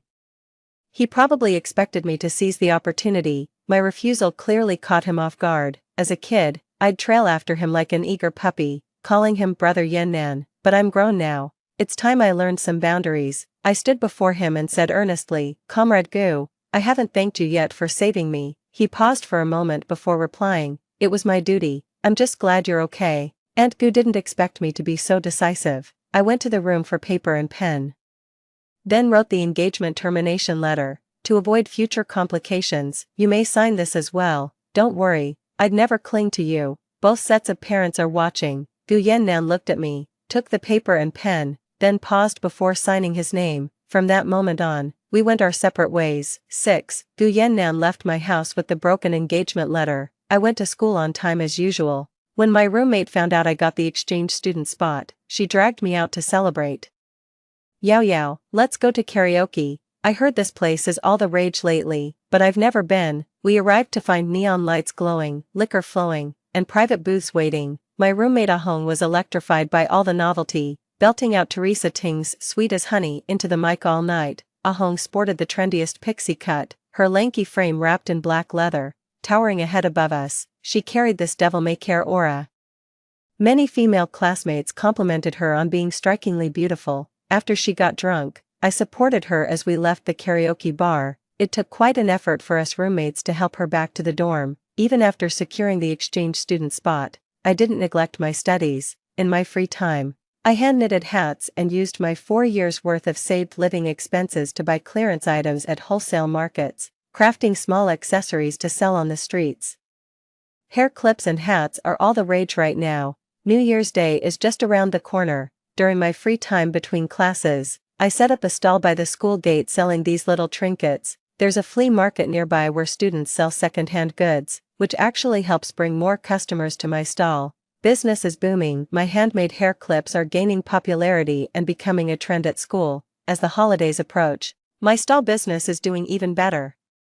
Besides running the stall to save up for study abroad expenses, I've kept up with my academics. I study during the day and make small accessories in my spare time. My roommate started helping out, so we ended up going into business together, and things just kept getting better. Setting up the stall in the evening. Hey classmate, how much for this butterfly hair clip? Bending over to give change to the last customer, I looked up and said, 50 cents. I only noticed the pair before me when the woman cooed Brother Yannan in that saccharine voice. Straightening up, I locked eyes with Gu Yannan. His gaze shifted between me and the wares on my stall. I gestured with my hands. I'll give you a discount if you want them. 3 for $1. Liang Xia kept her head down while picking. Gu Yannan kept staring at me. After they made their selections, Gu Yannan paid for Liang Xia, just as I was packing up to return to the dorm. Gu Yannan blocked my path. Xia Yao, what are you doing setting up a stall instead of focusing on your studies? I kept my head down and continued packing. Ignoring him, he grabbed my arm. Xia Yao, say something. I lifted my gaze to meet his eyes. Dr. Gu, didn't you see me setting up my stall here? After packing up, I waited for my roommate to help me carry the things. Gu Yannan asked with visible irritation. Are you short on cash? Suddenly, a crisp banknote was thrust into my hand. This money could cover my living expenses for months. Gu Yannan was being remarkably generous. His expression darkened, brows knitting slightly as his voice took on a reproachful edge. Xia Yao, focus on your studies, stay away from shady places. I followed you all night yesterday. I saw you coming out of a karaoke bar with some guy. I was completely baffled. So what? His thin lips pressed into a tight line. A girl should have some self-respect. I nodded vigorously. You're right. So Comrade Gu, would you mind letting go of my hand? I don't want my classmates getting the wrong idea. Gu Yannan released his grip, his expression turning unreadable. I handed back the money he shoved into my hand. What's wrong with making an honest living by selling things? I'm doing this with dignity. With that, I turned and left, while my roommate Ahong came to help carry my things. 7. Every day after studying at the library, I'd rush to set up my stall. Even though my exchange program covers tuition and living expenses, I still want to save up some money to start a small business after graduation. It's winter now, and scarves are selling quite well. I bought some scarves and yarn at the wholesale market, then added 3D floral patterns to make them more appealing to students. I'll head home after selling this last batch of inventory, while running my stall at the school gate. I often saw Gu Yannan bringing meals for Liang Xia. That day, a girl ordered a scarf from me. After packing up, I went to her dorm according to the room number. I waited at her door for quite a while until she returned. After handing her the scarf, I left in a hurry. As I was leaving, I bumped into another girl coming my way. It's Liang Xia. She gave me a once-over. The next day, As I was packing to leave, Gu Yenan was waiting outside my door. Two girls stood beside him. One is Liang Xia. The other is her roommate, the girl who bought a scarf from me yesterday, Xia Yao. I stopped in my tracks and turned to Gu Yannan, returned Xia's belongings. I looked at him in confusion. What is it? Gu Yannan said gravely, Xia's ring. Liang Xia's eyes were red as she clutched my hand, her voice trembling with tears. Xia Yao, I know about you. You have feelings for Yannan, don't you? But Yannan loves me. You can't do this to me. Please, just give me back the ring, okay? Their conversation left me completely baffled. If you have any issues, you can file a report at the police station. Liang Xia pleaded through tears. Please give me back the ring, I'm begging you. The ring belongs to my roommate. They just left it with me for safekeeping. I frowned and shook off her hand. I didn't take your ring. Gu Yannan stepped between us, looking down at me. Xia Yao, are you that desperate for money lately? Even if you are, you can't do these things, you know that. Give Shiyu's ring back, and I'll pay you. I let out a bitter laugh as I stared at him. Which eye of yours saw me take Liang Xia's ring? Do you have any proof? Gu Yannan was visibly rattled, his thin lips pressed tightly together before he spoke again. Xia isn't short of money, and neither are her roommates. The ring went missing right after you visited their dorm yesterday, I scoffed. How ridiculous, they're accusing me without proof when I never even stepped foot inside their room. Across lifetimes, Gu Yannan has always trusted Liang Xia without question. Liang Xia's roommate lunged for my bags and suitcase, but I held them tight against me. This is outright robbery, Liang Xia pleaded pitifully. Yao Yao, please give me back the ring, won't you? I glanced at them and said, Liang Xia, I've never even been inside your dorm room. Do you have any proof that I took it? Liang Xia paused for a moment before adding, that, you took it when we bumped into each other. Amid the scuffle, Gu Yannan pressed relentlessly. Xia Yao, hand over the ring willingly and we'll let this go. A sharp clatter rang out. The ring slipped out of Liang Xia's pocket. She froze instantly, her face flushing crimson, standing rooted to the spot. She wore a wounded expression. Yannan, Gu Yannan visibly froze for a second before Liang Xia's roommate immediately scooped up the ring. At least it's been found, I scoffed. You owe me an apology, Liang Xia stammered hesitantly. Xia Yao, I didn't mean to. I raised my voice coldly. Apologize to me. Gu Yannan stepped in front of me, his towering frame radiating intimidation. His eyes were icy, aside from that fleeting flicker of awkwardness. Not a trace of remorse remained. Enough, Xia Yao, Xia didn't mean it. I stared blankly at the three people before me, feeling sick to my stomach. 8. Coming home and seeing my parents' hair still untouched by gray, I suddenly felt tears welling up. Mom called me to dinner while Dad busied himself with my luggage. Gu Yannan lived right across from our house. I knitted 4 scarves and planned to give one each to Aunt Gu and Uncle Gu. It's my way of thanking them for their kindness over the years. Knowing Gu Yannan wouldn't be home these days, I felt at ease visiting Aunt Gu. Aunt Gu welcomed me warmly, and I brought out the scarves. Auntie, I had no classes before winter break, so I knitted 2 scarves for you and Uncle Gu. Aunt Gu happily wrapped the scarf around her neck. Just as I was about to leave, Gu Yannan appeared in the courtyard. I caught a glimpse of him in my peripheral vision but didn't linger. Walking straight out, Gu Yannan stepped in front of me, blocking the gate. Yao Yao. I frowned slightly. Dr. Gu, you can call me Xia Yao. No need for formalities. His thin lips parted slightly. I owe you an apology for this morning. I wronged you. I nodded at his apology and tried to step around him, but he swiftly blocked my path with his long strides. His expression softened slightly. Xia Yao, where's my gift? There was a cheerful lilt in his voice, his face brimming with anticipation as I glanced at him. What gift? His face froze. It's the scarf. He scratched his head, pointing at the scarf inside the room. In my past life, I'd knitted scarves for him and Gu's parents around this time, but this year I hadn't prepared anything for him. I made scarves for Gu's parents because they always bring me gifts when they return from abroad each year. I didn't knit one for you. He looked embarrassed. Fine. 9. During the spring festival break, I shared the news about becoming an exchange student with my parents. Their faces lit up with joy, eyebrows lifting in delight. That's wonderful. Our Yao Yao is going places. I'll be leaving for my exchange program abroad in March. When Mom learned I'd be leaving in March, she quietly wiped away tears after our reunion dinner, turning her back to hide her emotions. The next day, the whole compound was buzzing with festive New Year spirit. Dad insisted on throwing me a farewell celebration. saying the whole neighborhood should know how proud they are of my achievements. Mom covered her mouth with a chuckle, sure.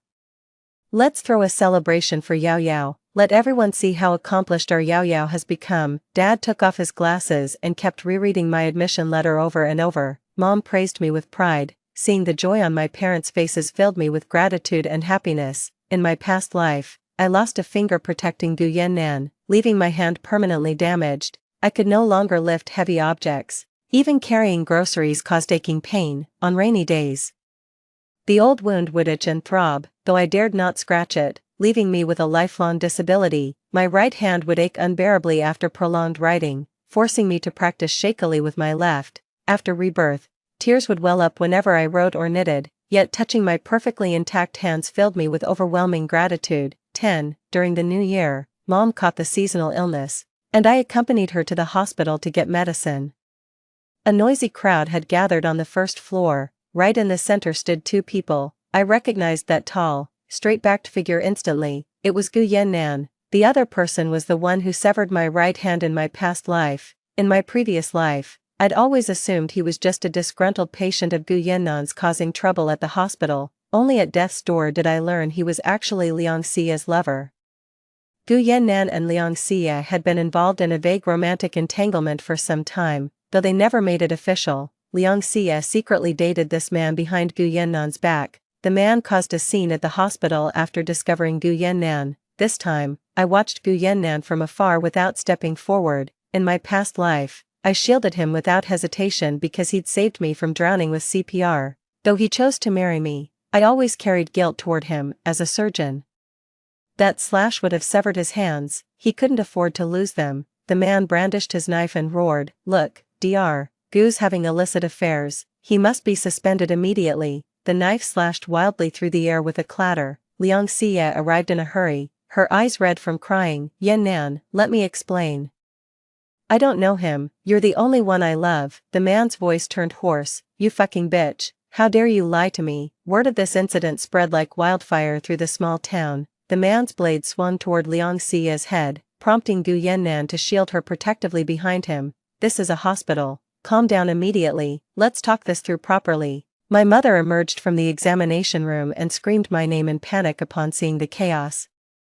Frantically pulling me away, "Yao Yao." Gu Yannan seemed to hear someone call my name. He looked up nervously, but before I could meet his gaze, Mom pulled me away. Back home, Mom finally relaxed. "That place was absolute chaos. You're better off staying away from such commotions. Yao Yao, don't you dare imitate those people at the hospital today, messing around with relationships in such a disgraceful way." I nodded. "I won't, Mom." But Mom didn't know the person involved was Gu Yannan. 11. The hospital incident spread like wildfire. Mom came rushing home in a panic, grabbed my arm and asked, "Yao Yao, thank goodness you're not with Gu Yannan. That situation we witnessed at the hospital last time, it was Gu Yannan with some young girl. Honestly, what was he thinking? The girl already had a boyfriend, yet he had to go and get involved with her. Now look where that's gotten him. Might even lose his job over this mess. That girl's boyfriend made a scene at your school. She might not even graduate now." I never got together with Gu Yannan. Everything just followed its natural course. Returning from morning grocery shopping, I saw the old man who often keeps watch at the alley entrance sitting there with a wooden stool. A few children gathered around him, waiting for him to light the iron stove. The stove held crushed corn kernels. With a loud pop, the popcorn burst forth. The air filled with the aroma of popcorn. At the doorstep, Gu Yannan stood waiting. A scar marked his forehead, and his hands were wrapped in white bandages. His gaze turned peculiar when he looked at me. The corners of his eyes glistened with an ambiguous, unreadable look. "Xia Yao, did you hear everything that day? Don't listen to what others say." My heart skipped a beat. "I don't know about you and Liang Xia. No need to tell me. Xia Yao, I don't have feelings for her anymore." I gave a faint smile. "Who you like has nothing to do with me." The sky darkened as rain began to fall, the downpour growing steadily heavier. Just as I was about to step inside, a woman's voice called out from behind, "Brother Yannan, could you help me one last time? He's at my place. I'm scared. Please stay with me." Gu Yannan turned back with a complicated expression, calling out to me, "Xia Yao, wait for me to come back." "Okay." I ignored him and walked into the house without looking back. As I turned to close the door, I saw Gu Yannan draping his coat over Liang Xia's shoulders, sighing helplessly as he shielded her while they left. 12. The rain poured all night, and Mom watched the gloomy sky outside with concern. Yao Yao is leaving the day after tomorrow. What are we going to do about this weather? Dad reassured me. The radio said it'll clear up the day after tomorrow, might even be sunny. Don't worry about it. The next day, the skies cleared. My parents treated me to a celebratory dinner at a restaurant. Seeing the pride and joy on my parents' faces made me happy too. 13. After the banquet, Aunt Gu and Uncle Gu left in a flustered hurry. Turns out Gu Yannan and Liang Xia's affair had escalated to the hospital administration. It all happened at the hotel next to the restaurant. They shared a bed together last night. Gu Yannan looked at me in a panic. He rushed out frantically trying to stop me. But Dad blocked him and quickly led me away. Gu Yannan called my name with a trembling voice. Xia Yao. Wait for me. He and Liang Xia ended up at the police station after their altercation. When Gu Yannan came to, he was completely disoriented. He claimed Liang Xia had given him a glass of water, and after drinking it, he blacked out, but he swore nothing had happened between him and Liang Xia. Later, Liang Xia said with teary eyes and a pitiful voice, Brother Yannan, you have to take responsibility for me. Biting her lip with disheveled hair, she looked utterly fragile and vulnerable. I don't know what happened either. If this matter isn't handled properly, Gu Yannan will lose his job at the top-tier hospital. The institution offered a solution out of respect for Aunt Gu and Uncle Gu. Either Yannan gets fired, or the two get married to settle things. Not marrying would damage the institution's reputation, leaving Yannan with no choice but termination plus a financial penalty. Gu Yannan refused to marry, but Liang Xia stubbornly insisted she'd been wronged. 14.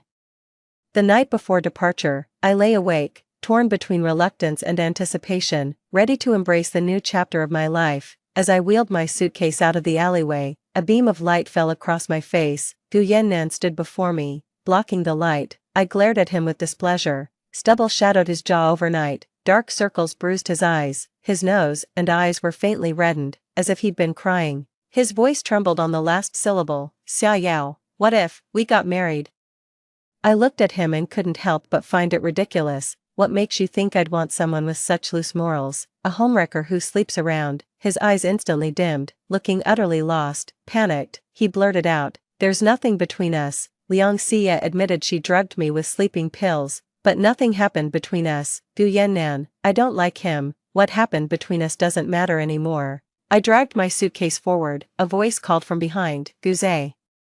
Do you remember? Guze was our child's name in our past life. My body went rigid, a chill running down my spine. Gu Yannan also remembered our previous existence. Yao Yao, you knew all along, didn't you? So in this lifetime, you don't want me to take responsibility for you. But Yao Yao, I love you. Trembling all over, I stared at him coldly. Gu Yannan, I don't love you, you disgust me. My life would have been better without you. You're the worst mistake I've ever made. I'd be better off without you. Gu Yannan stared at me, his slightly reddened eyes burning with resentment and despair, his voice hoarse as he clenched his fists. It's me. I've wronged you and our child, I said. Don't you dare spread lies. I'm an unmarried maiden. How could I possibly have a child? Your own promiscuity is no excuse to tarnish my reputation. His lips trembled with bitterness before he suddenly crouched down, burying his face in his hands as sobs racked his body. Mom and Dad came running after me, insisting on accompanying me by train and ferry. Snow began to fall as we boarded the ship. A timely snow promises a fruitful year. 15. Living abroad. I occasionally received letters from my parents. Through these letters, I learned that Gu Yannan was ultimately forced to marry Liang Xia. Liang Xia caused a scene at Aunt Gu and Uncle Gu's workplace. Nearing retirement age, the couple's reputation and retirement plans were severely impacted by this incident. Liang threatened suicide, and fearing a bigger scandal, the Gu family pressured them into marriage, though Gu Yannan was married. The hospital ultimately dismissed him after much deliberation due to his hand injury and the commotion caused by Liang Xia. Given a second chance at life, Gu Yannan fulfilled the dreams that eluded him in his previous existence. Meeting someone too extraordinary in youth dooms one to lifelong regret. Now the very person who dazzled his youth is married to him, yet he finds no joy in it. He got the one who dazzled him in his youth, only to have the rest of his life ruined. Their marriage was fraught with conflicts, often escalating into physical violence. Liang Xia wailed in regret, if I'd known you'd be this useless, can't even hold down a job. I'd rather die than marry you. Gu Yannan squatted on the ground, his face etched with exhaustion. If it weren't for you, I wouldn't have been ruined like this. Liang Xia screamed in rage, her hair disheveled and clothes stained. She dropped out of college to marry Gu Yannan, only to end up jobless, her youthful vibrancy gone. That radiant glow of youth vanished, leaving nothing but bitterness in its wake. Gu Yannan also lost his job at the hospital. The two lived in resentment until one day, Liang Xia regretted her choices and reconnected with her ex-boyfriend, cheating on Gu Yannan. Upon learning of this, Gu Yannan showed no anger, he simply filed for divorce. Comrade Gu kindly saved me, but I won't hold him responsible. Yike shines brilliantly at this moment. 16. Gu Yannan side story. In my past life, I deeply regretted marrying Xia Yao out of spite with Liang Xia. I secretly requested a transfer to Tibet to work alongside Liang Xia. When Liang Xia had a child, I willingly helped take care of the baby. Only after being reborn did I realize how much Xia Yao had suffered all those years. She mistakenly thought Liang Xia's husband was a medical dispute patient of mine, having once saved her life. She didn't hesitate to take a knife for me, losing fingers in the process, leaving her unable to lift heavy objects or write for prolonged periods. She raised the child alone. When our baby fell ill during that crucial first year when she needed me most, I was busy tending to Liang Xia's child instead. She came to Tibet with our child who got altitude sickness and a fever, yet I was busy taking care of Liang Xia's kid instead. When Guze saw me, he said, "You're not my dad. I want to go home." Hearing those words, my heart raced with unease and sorrow. Now I'm filled with regret, longing to return to that year, watching her struggle to raise the child from a third-person perspective. My heart ached with bitter anguish. If it weren't for me, she wouldn't be living such a wretched life. By the time I reincarnated, it was already too late. I'd already lost her. She returned to the present even earlier than I did. No wonder she refused my responsibility so decisively. She'd stopped loving me long ago. Only when I got together with Liang Xia did I realize she was nothing like the perfect girl I'd imagined. Our lives have fallen into complete disarray. I lost my job and suffered a permanent hand injury, while Xia Yao's life kept getting better and wealthier. While job hunting, I ran into her, dressed to the nines. But I couldn't bear her seeing me in such wretched state, so I immediately hid. It's too late for everything.